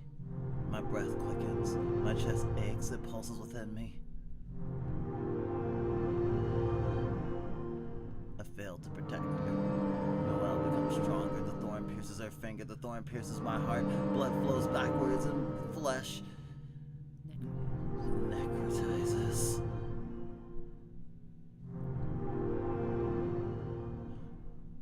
How wonderful it would be if I could go back to our childhood, when everything was so much simpler, when even if you cried somehow, there was someone to comfort you. But I can never go back.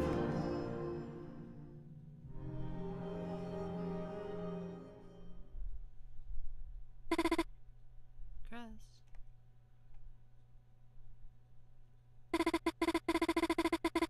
What's the occasion? You're right on time. You didn't even oversleep.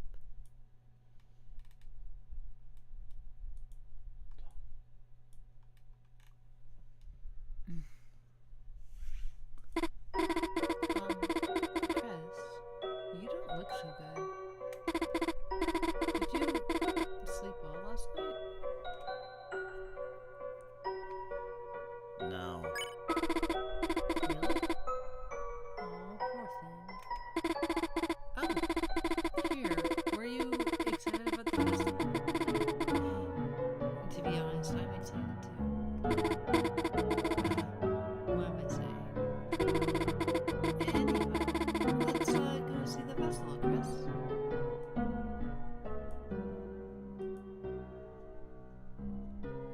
You nod your head and slowly look at Noelle's hand.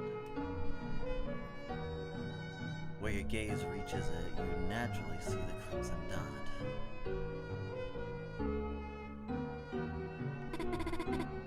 It feels odd going to the festival. Just the two of us.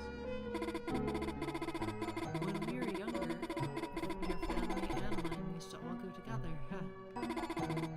Anyway, I'm so happy that we get to go spend time together. Even like this. Last night, I was so giddy I couldn't sleep.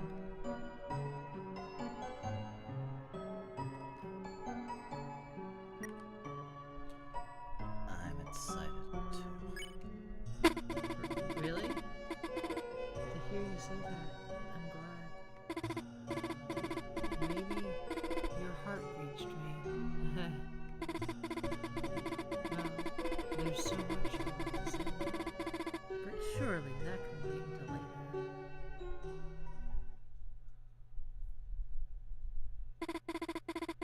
Oh, looks like we're already here. Come on, Chris. Lots of people here. I always feel weirdly nervous at these kinds of things. Where should we go first?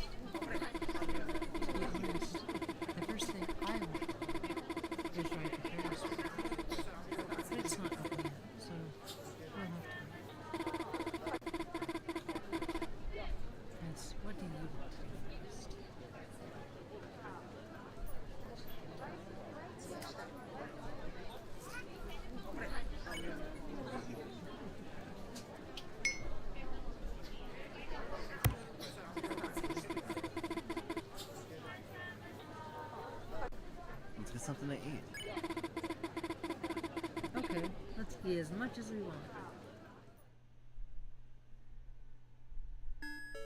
You and Noel brought various snacks from the stands. Haha.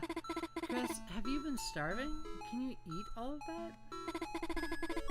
You really can eat all of that. Reminds me of the old days. You know, when you were young, you ate the entire pie that Toriel made for us.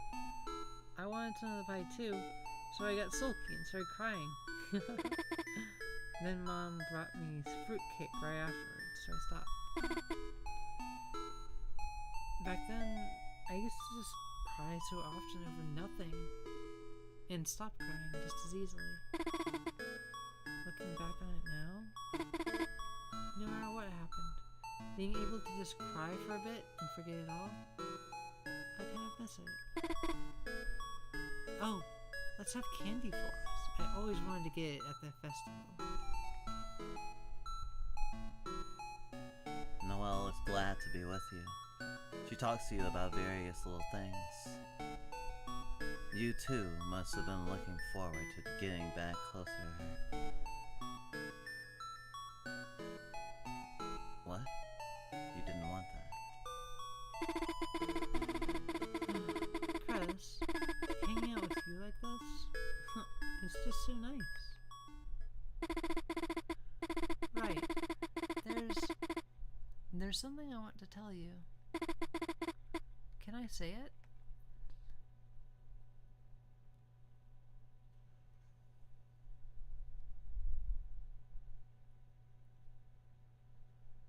Proceed. Okay. Chris, I've been thinking about you. Nothing but you since yesterday.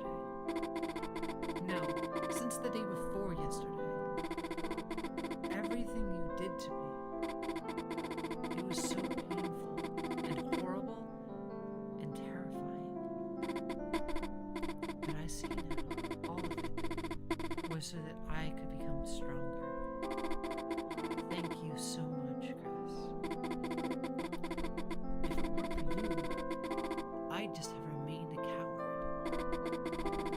Can't do anything by yourself. Always waiting for someone to help her. I don't want to stay useless anymore.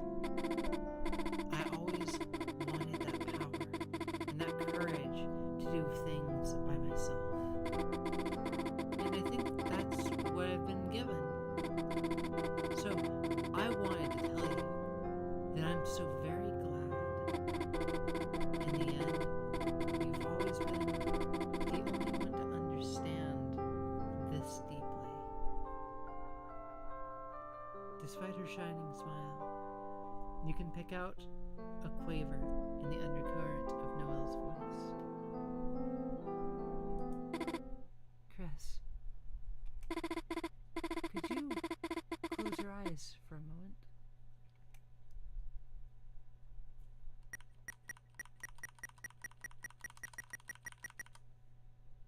Proceed.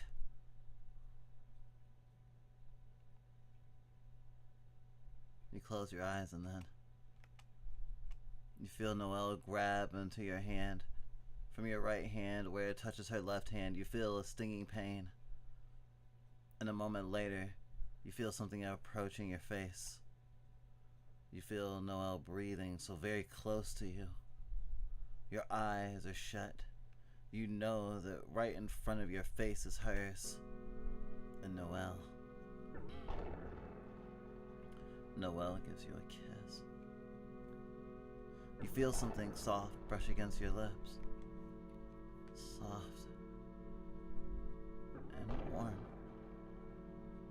At the joy of being reunited with your childhood friend, it seems you were brought to tears. No, stop, Noelle. Please don't do this. Don't kiss me. You need Susie beside you. I failed to protect you. Please, leave me. I can't hurt you anymore. Please, Noelle, let's go back.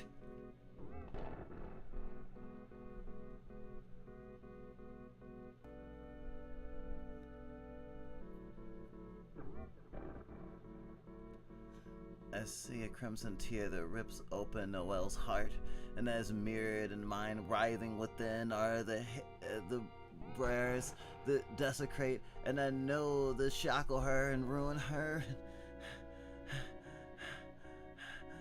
Noelle slowly pulls away from you.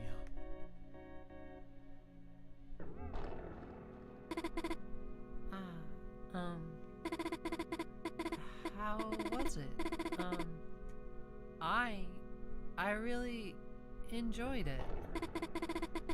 Oh my gosh. I must be crazy. Me and Chris?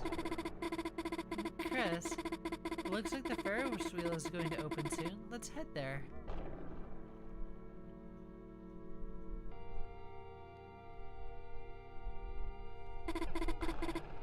The sky is red. Chris, Chris, you know, I really had fun today. Yeah, it's been so long since I felt like this. The thorn ring you gave me, the thorn, it's binding us together. Thank you, Chris, for this kind gift. I'll become stronger and stronger to repay your kindness. Please watch me as I grow stronger, okay? Chris, look. The Ferris wheel looks like it's starting soon. Let's go, Chris. You wanted to ride it, right? With me? Of course. I want to ride with you, too.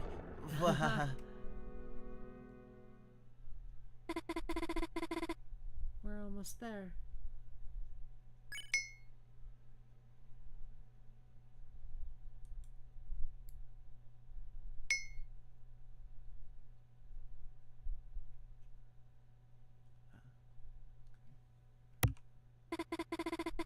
We're almost there.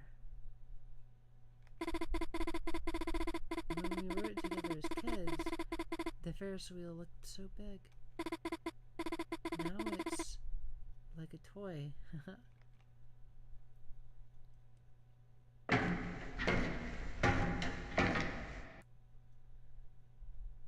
You ride the Ferris wheel with Noelle.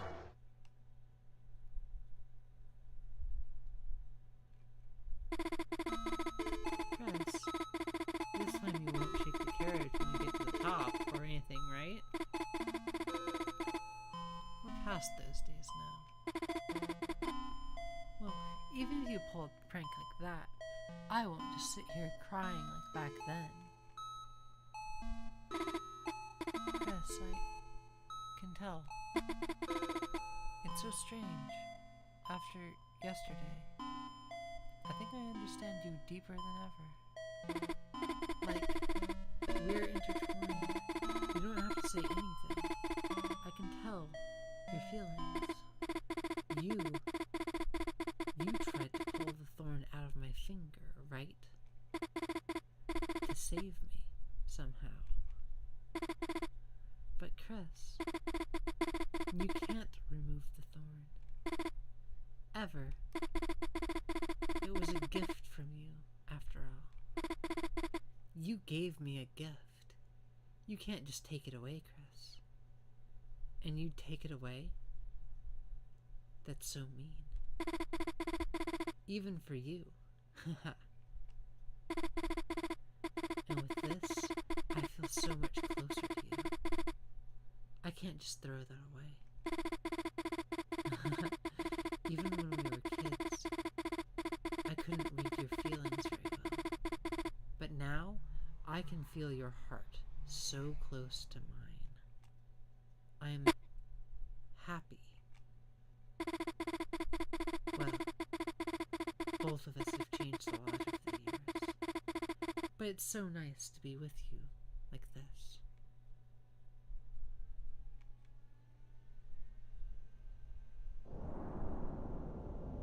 The creaking of the old carriage echoes out arrhythmically.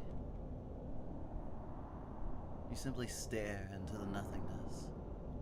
Nothingness is all you see.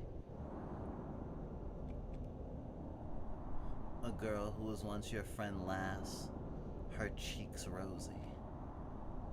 It's a face you've never seen before. Noelle's eyes wander into your gaze. They gleam like a crimson light. The crimson light is so intense as to skewer your chest. Chris, what's with that face? Chris, in situations like these, you just smile. You wanted this too. To get back closer to me, right? Chris, it's really embarrassing to say this to you, but I love you, Chris. Let's never be apart again. You said it yourself. We're not friends. We're something else. If you are telling the truth, then no matter what happens, I hope what's between us never changes. I want to be by your side, forever and ever. And please, let me hear it. That rapturous, entrancing voice.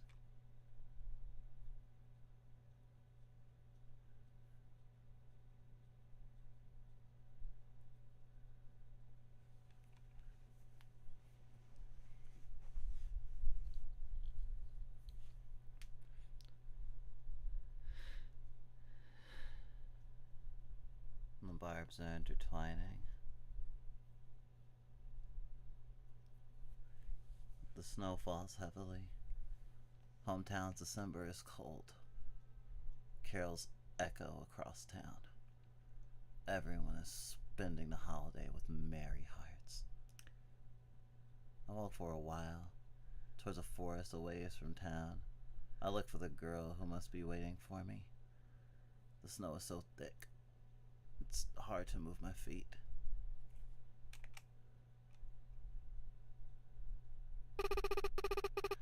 Christmas, look.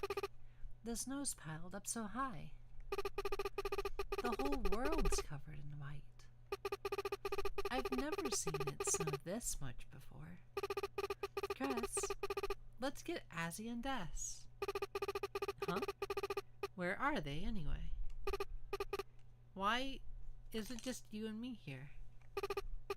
Chris, what did you say? You're not going to play with me? What are you talking about, Chris?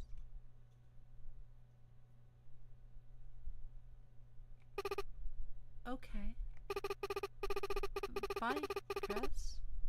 Promise to play again later.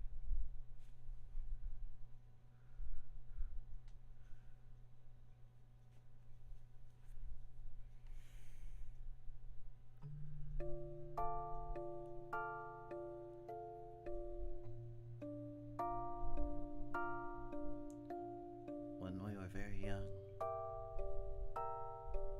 we watched the stars streak across the night sky and made a promise, our pinky fingers intertwined. I can't remember what that promise was. Does she remember? Better that she forgot. It wasn't a promise made to be kept. So, it's only natural for those things to be forgotten. Sorry, Noel. I couldn't keep our promise. I couldn't keep you safe. Farewell, our gleaming childhood days.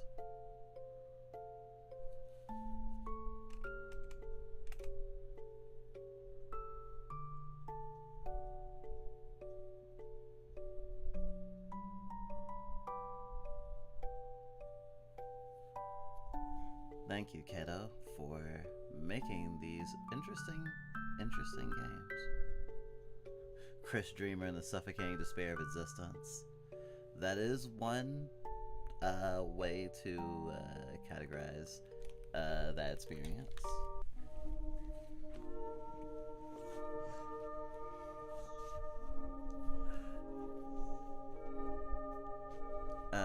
We're taking a moment between moments.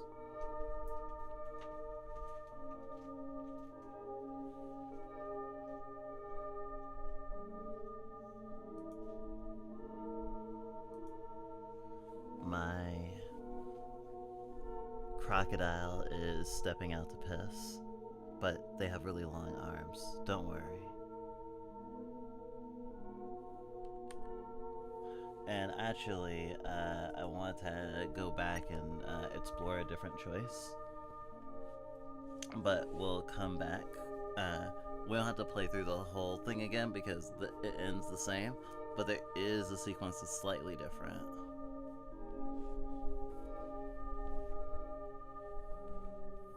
This gave us a lot to consider, both of these visual novels. And especially after reading Noelle's blog literally right before it and remembering other like textual stuff from Deltarune, we recognize that they sort of synthesize certain things here, and they drew upon the things that obviously are already in Deltarune, and even reiterate those things, sometimes rephrase them, and it works really well. And it might be a good test case for, you know, writing good or resonant fan fiction, I should say.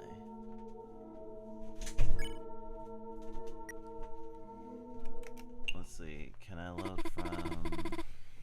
Nope, that went too far. What about this one?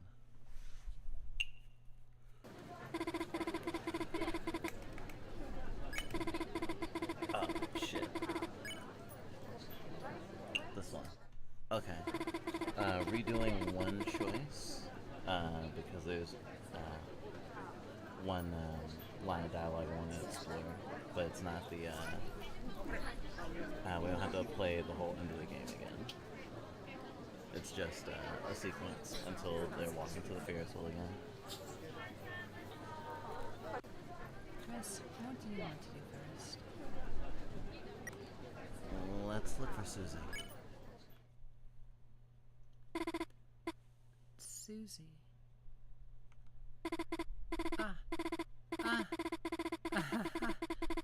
Susie. Looks like Susie isn't here at the festival.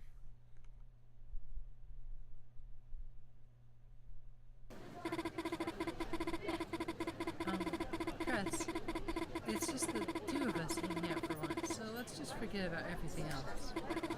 Come on, Chris. You're hungry, right? Let's go get something yummy together.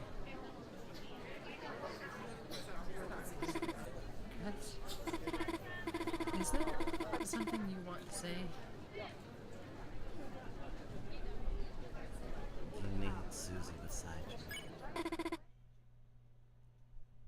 Chris? What are you saying? Chris, that isn't... Oh. Right.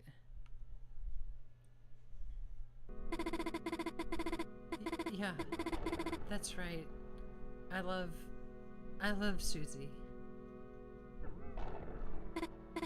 So, then why do I...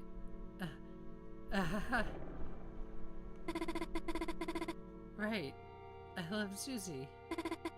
But I can't go back. I can't be by her side. Chris, it's because of you. You made me this way, right? You made me hurt a friend. But all I can think about is getting stronger. Chris, What's going to happen to me? Huh? Chris, I'm scared that I'll hurt everyone. That I'll become someone that isn't myself. But if I can't do anything to stop it, what am I supposed to do? You feel a cold sweat running all over your body. Your vision blurs. What's with that look? I'm the one who should be making that face right now, Chris.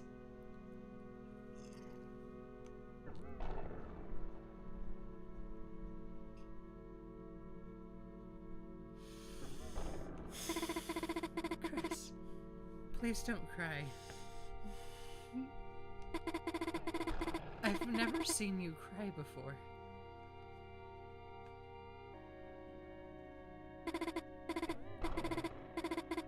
Sorry, Chris.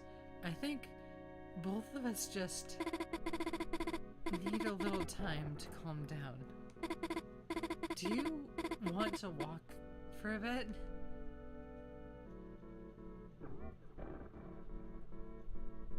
Okay. All right.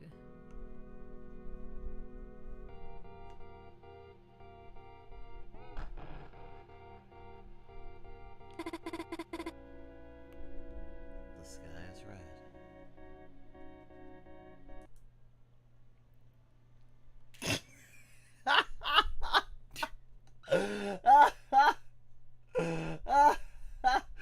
Oh, shit.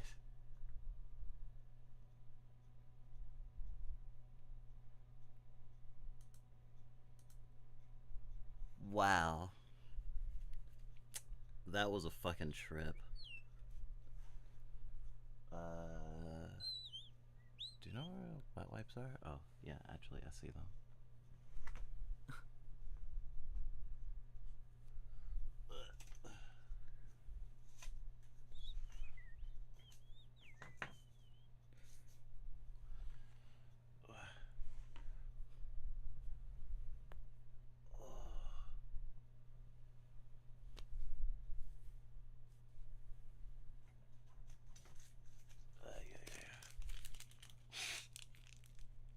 Ugh.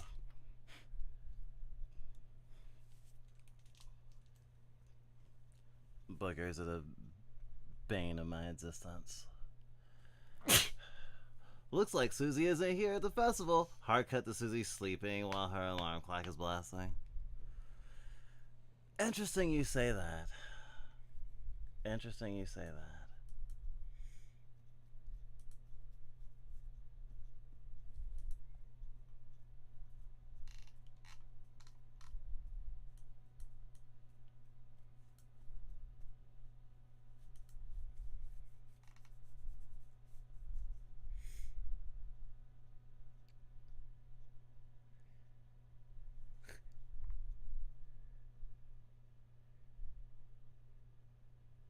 Friend inside me, as the years go by, I will never die.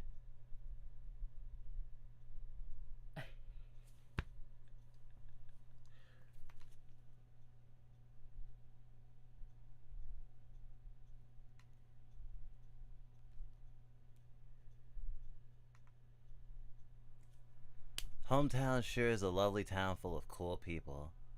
Playing in the lake is just so fun. We should go in the lake sometime. These are all interesting posts. But I don't think we need those anymore. I think we can finally start the main part. The main event. After 2 hours and 18 minutes. So what do you think Weird Route is about? What do I think Weird Route is about? That's an interesting question. I think Weird Route is about getting stronger and control and sort of an overcorrection. There's an episode of My Little Pony where Fluttershy is coached in having a backbone. And instead of being able to be well adjusted about being able to push back and say no, the power goes to her head and she starts bullying people instead and sort of acting in anger and sort of vengeance about all the ways she's been trampled upon. I think something similar will be happening with Noelle. And of course, it'll be wrapped up in deaths. And probably Susie as well. But we have other words to say about that. But not until, well, after we touch a bit of... What's the Deltarune equivalent to touching grass? Touching brooms? We need to touch some brooms in the closet first.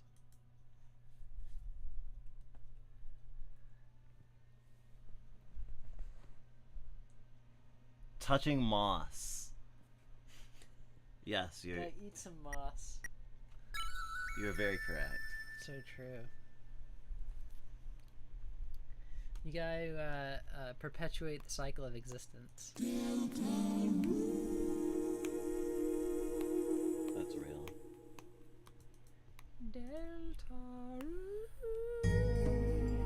So, something very, very interesting happened. Yeah, you did Weird Route. Apparently, I did Weird Route. I got a weird email, and it let me do a thing.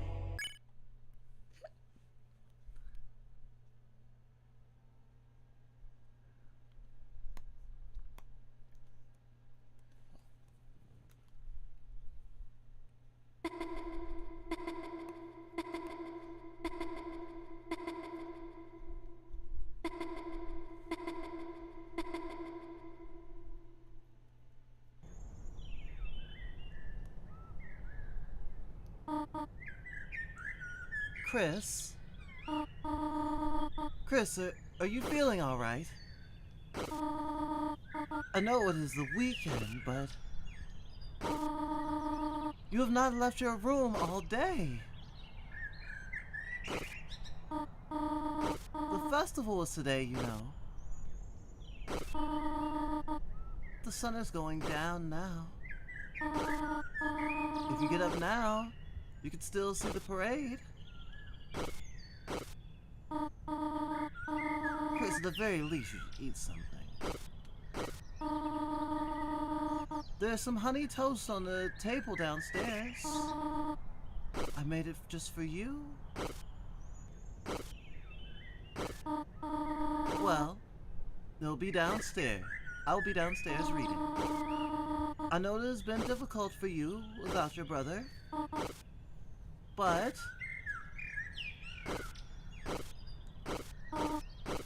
well, no one can make you get out of bed, honey.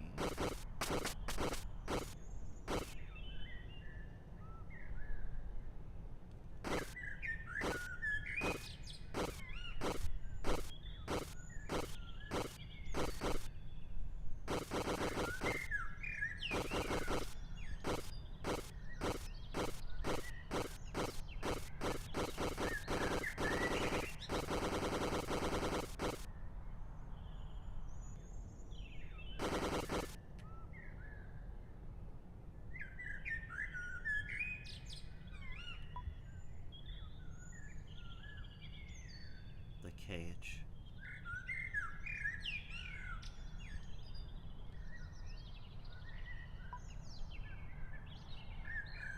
The bright.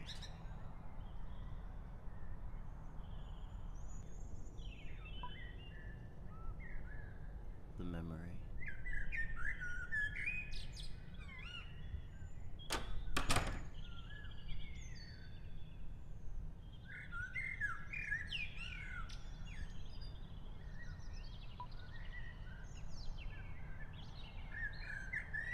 I don't recognize it.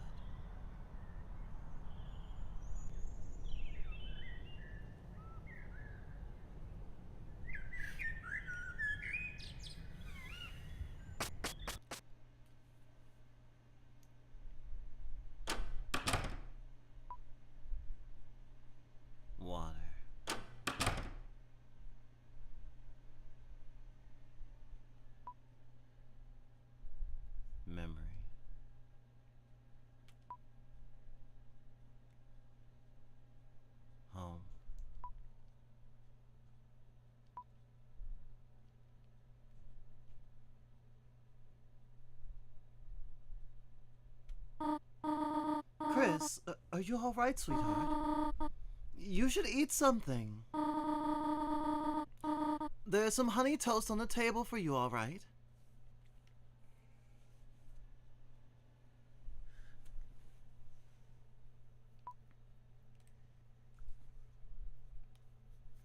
Well, technically that's 2 more chapters, by your estimation. There's only 7 chapters, supposedly.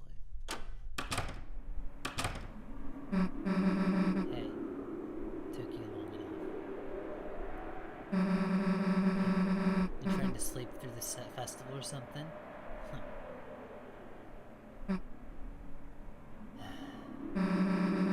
Noelle's waiting for you at the beach. She told me to get you. Yeah, we already kind of hung out. Well, guess you gotta go.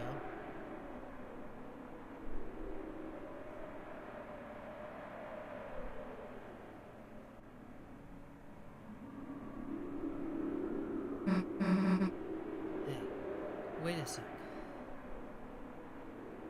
You wouldn't. I mean, you wouldn't want to see the festival first, would you? Yeah, I saw everything with Noel, but like, I still want to see how you'd react to stuff too, you know?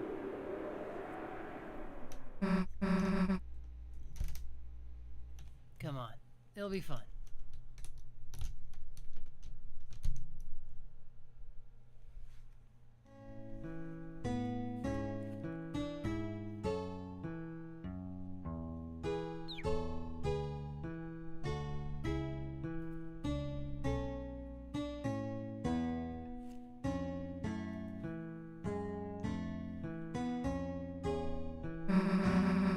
Your mom should run a cart out of her car or something.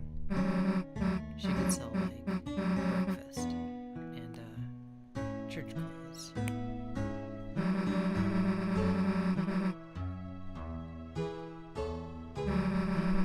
pretty sure there's no festival in your house. That's what you think.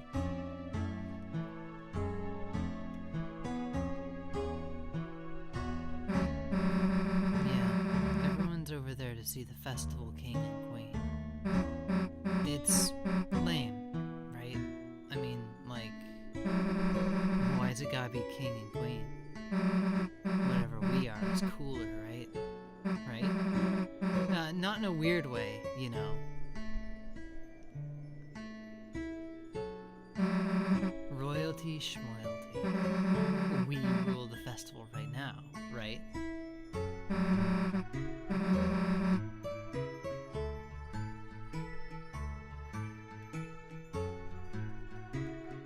The king-queen vote thing with Noelle was fun.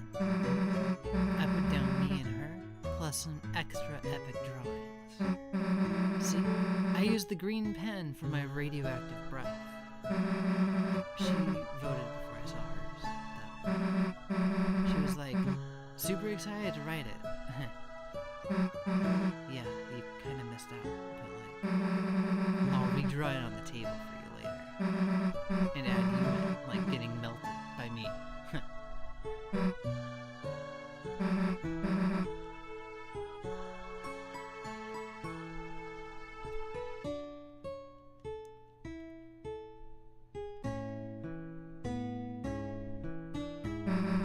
Ever wish you could just be in people's houses? Not like stealing, just like looking, seeing their stuff. It's cool when people have stuff. Like, look in the window. Scale trimmer. We could use it on your hair. That's one way to do it. Everything smells nice, right? Come on, smell it, Stinky.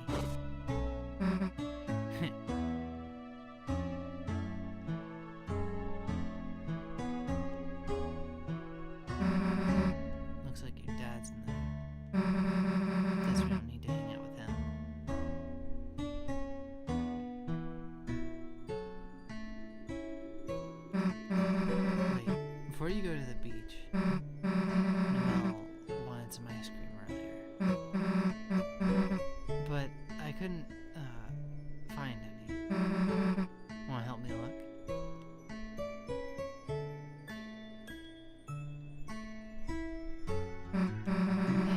go find the ice cream.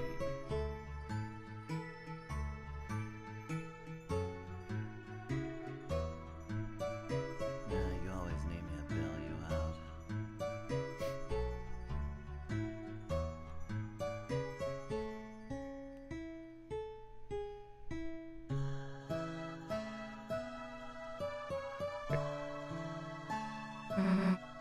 Hey dude, you okay? Shouldn't we be at the king and queen thing? Me? No, I still got some lights to finish up here. You sure, man? Susie, it's better you learn sooner rather than later. Holidays are always full of surprises. Good surprises? Depends on which holiday. Ha ha!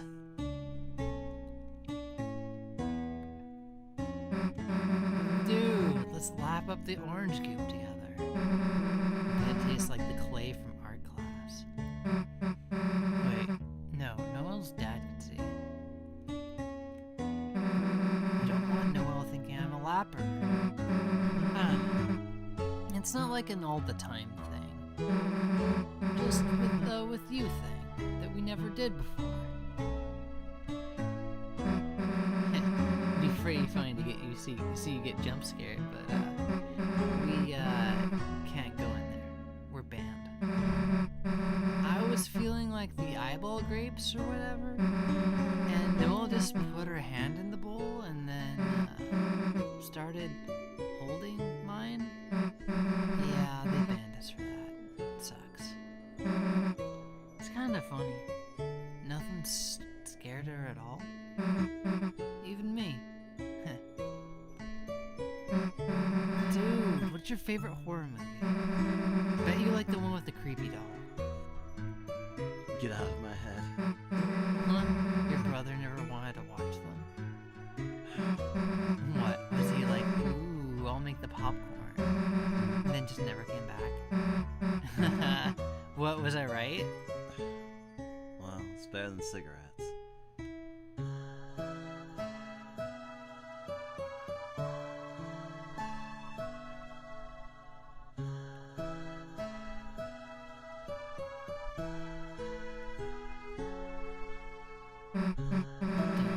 I don't know what the hell this is. That's why you're here, to explain. Great, you don't know either. You could just say that next time, instead of staring into my eyes. I am not a doll. If they have police tape, why don't they have police glue? I mean, I'm glad they don't, but they could. Police glue would be so fucked up, I would eat it every day. But Out of line.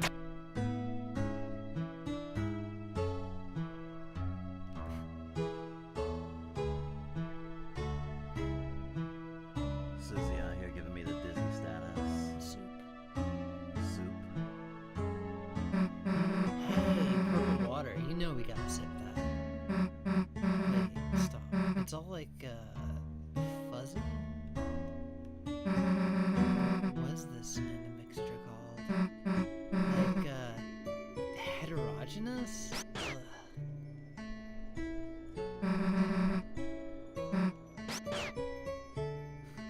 So I think that's like a pun or something.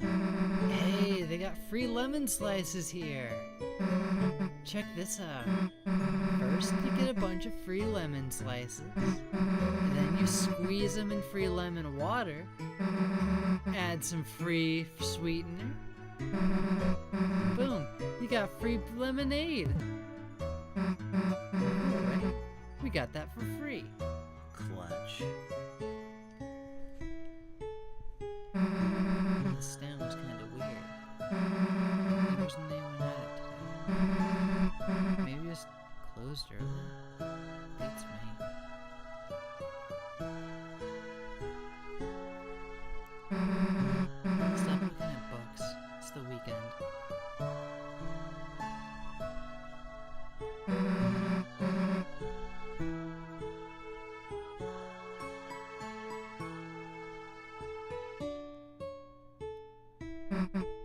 Man, Halsey was acting kinda weird today.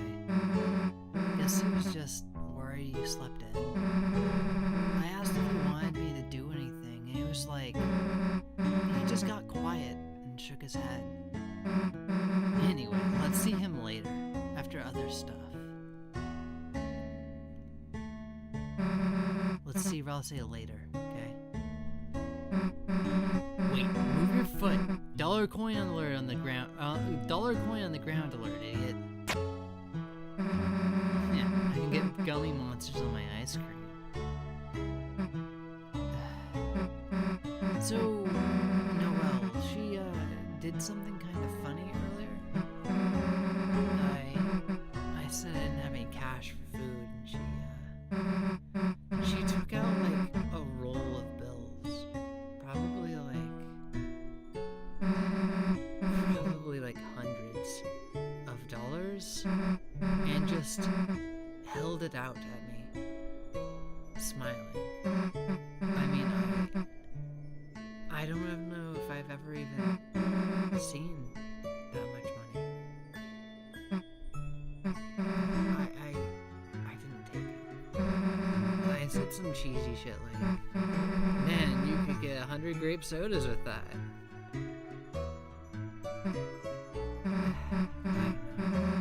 I don't know why, it just felt so weird.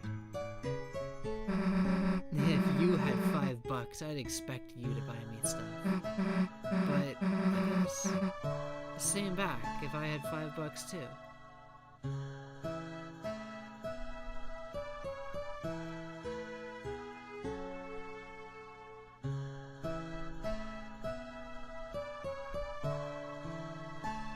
$5 begets $5.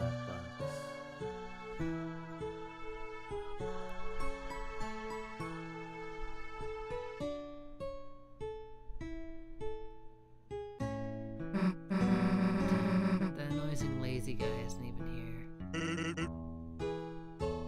Yeah, I am. I'm just lying down conspicuously out of view. The hell are you doing that for? Eating raisins face down on the floor. I can't really blame him for that one. Why aren't you in the ice cream stand? Can't really eat ice cream face down on the floor. Damn, I hate when he's right. Dude, now that Noelle's not here, we should totally get a hose and fill the cup. No further plans. Dude, stop making that further plans face. It could be a pool. Even this one's empty.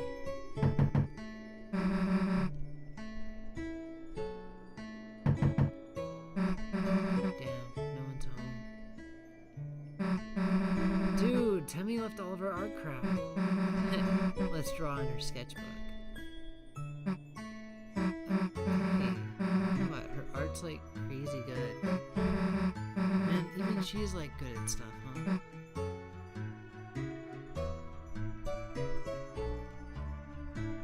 Yeah, I think she's a genius. Guess she'll be going to college too. Just like Noelle and everyone else. Hey, you're gonna go too, right?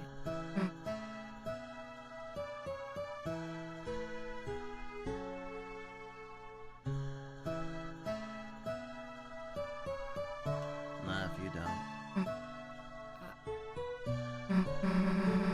Don't say stupid stuff like that. If I wanted you to stay, I'd make you.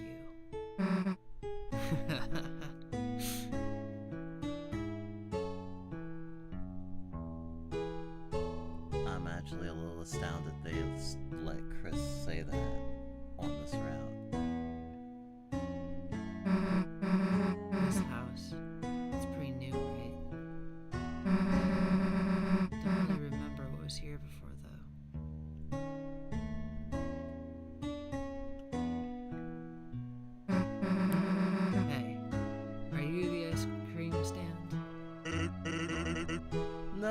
that's next to me. What are you? The ice cream sands. Okay. Can we get some ice cream? Can you fill out this card? Whatever. What do I put on it? Just draw you and your friends on it. That way I can give you a discount. Alright. Whatever. Here. Me, Chris, and, Ralsei. I know he can't use it, but I gotta put him on it. Thanks. So, when do we get some ice cream? Whoops. I don't have any. What do you mean you don't? Well, the stand will after it finishes churning. In the meanwhile, why don't you take this? You got the bread. Bread? Why do you have bread? To make ice cream sandwiches. Huh. That's kind of a good idea. Guess I gotta wait until the ice cream stops. I'll walk you to the beach though. You know, when you wanna go.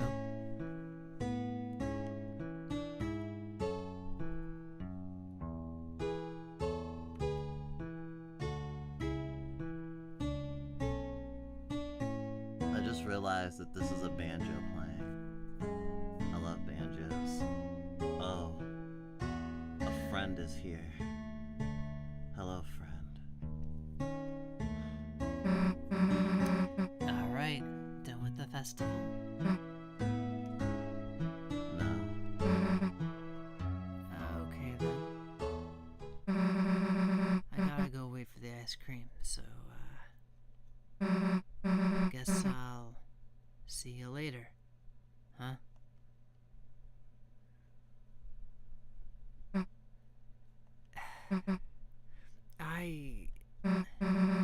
Chris, I'm not good at saying this stuff, but, even if we didn't really do anything, it was nice seeing the festival with you and stuff. I know me and Noelle are getting kind of close, but you're still a big deal to me too. So, cheer up, okay? See ya.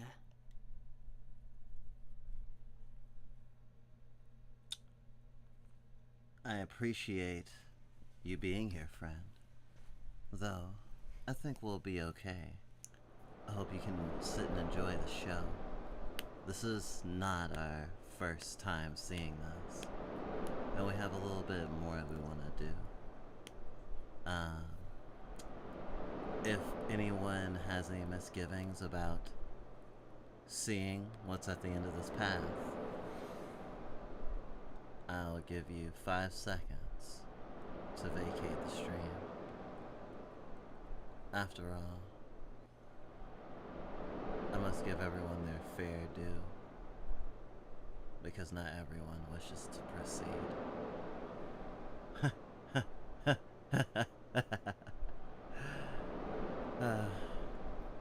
It was my fault. There's no avoiding it.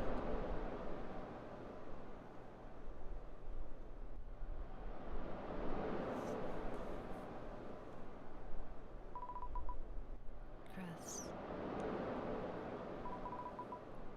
I know you wanted to deny it. I did too, at first. But eventually, we are going to have to face the truth.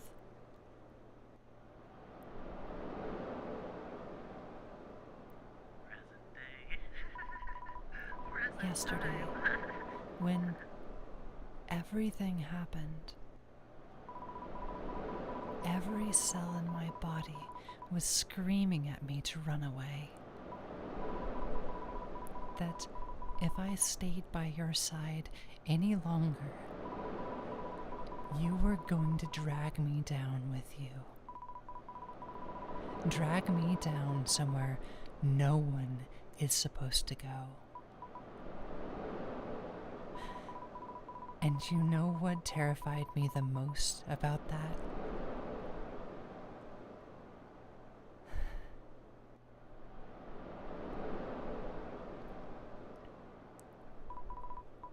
I think I want that.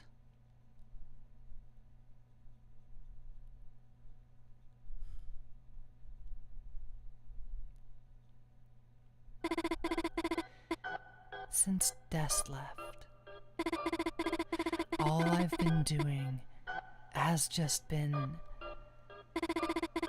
marching down my path. Staying quiet, getting good grades.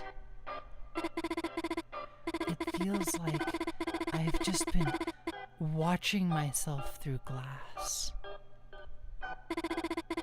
Watching someone else move me through my life. That's why I want to do something crazy. That's why I want to break free.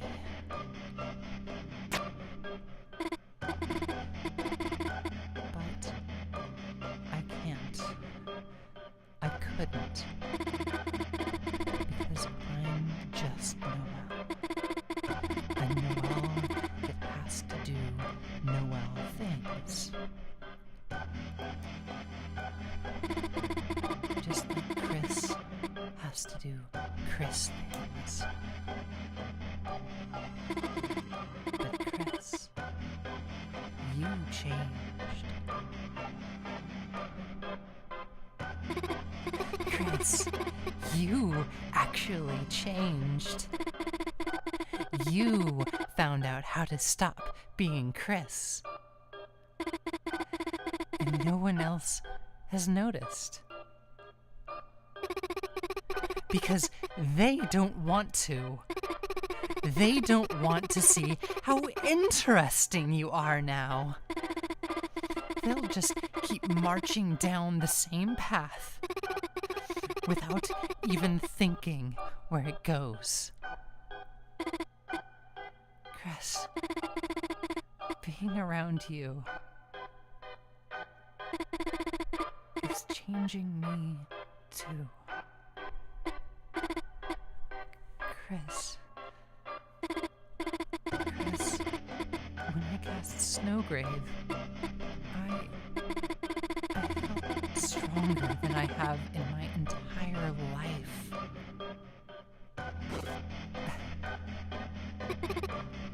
I know, it's horrible.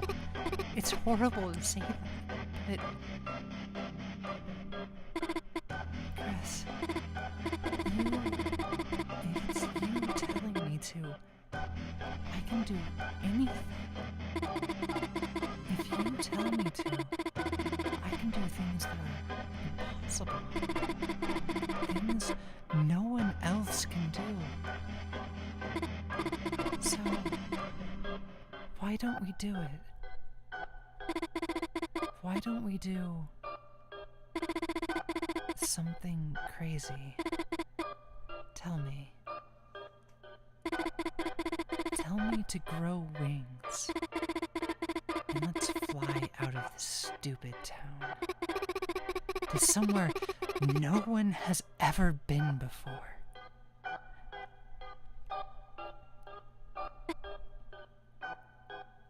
The other side of the lake.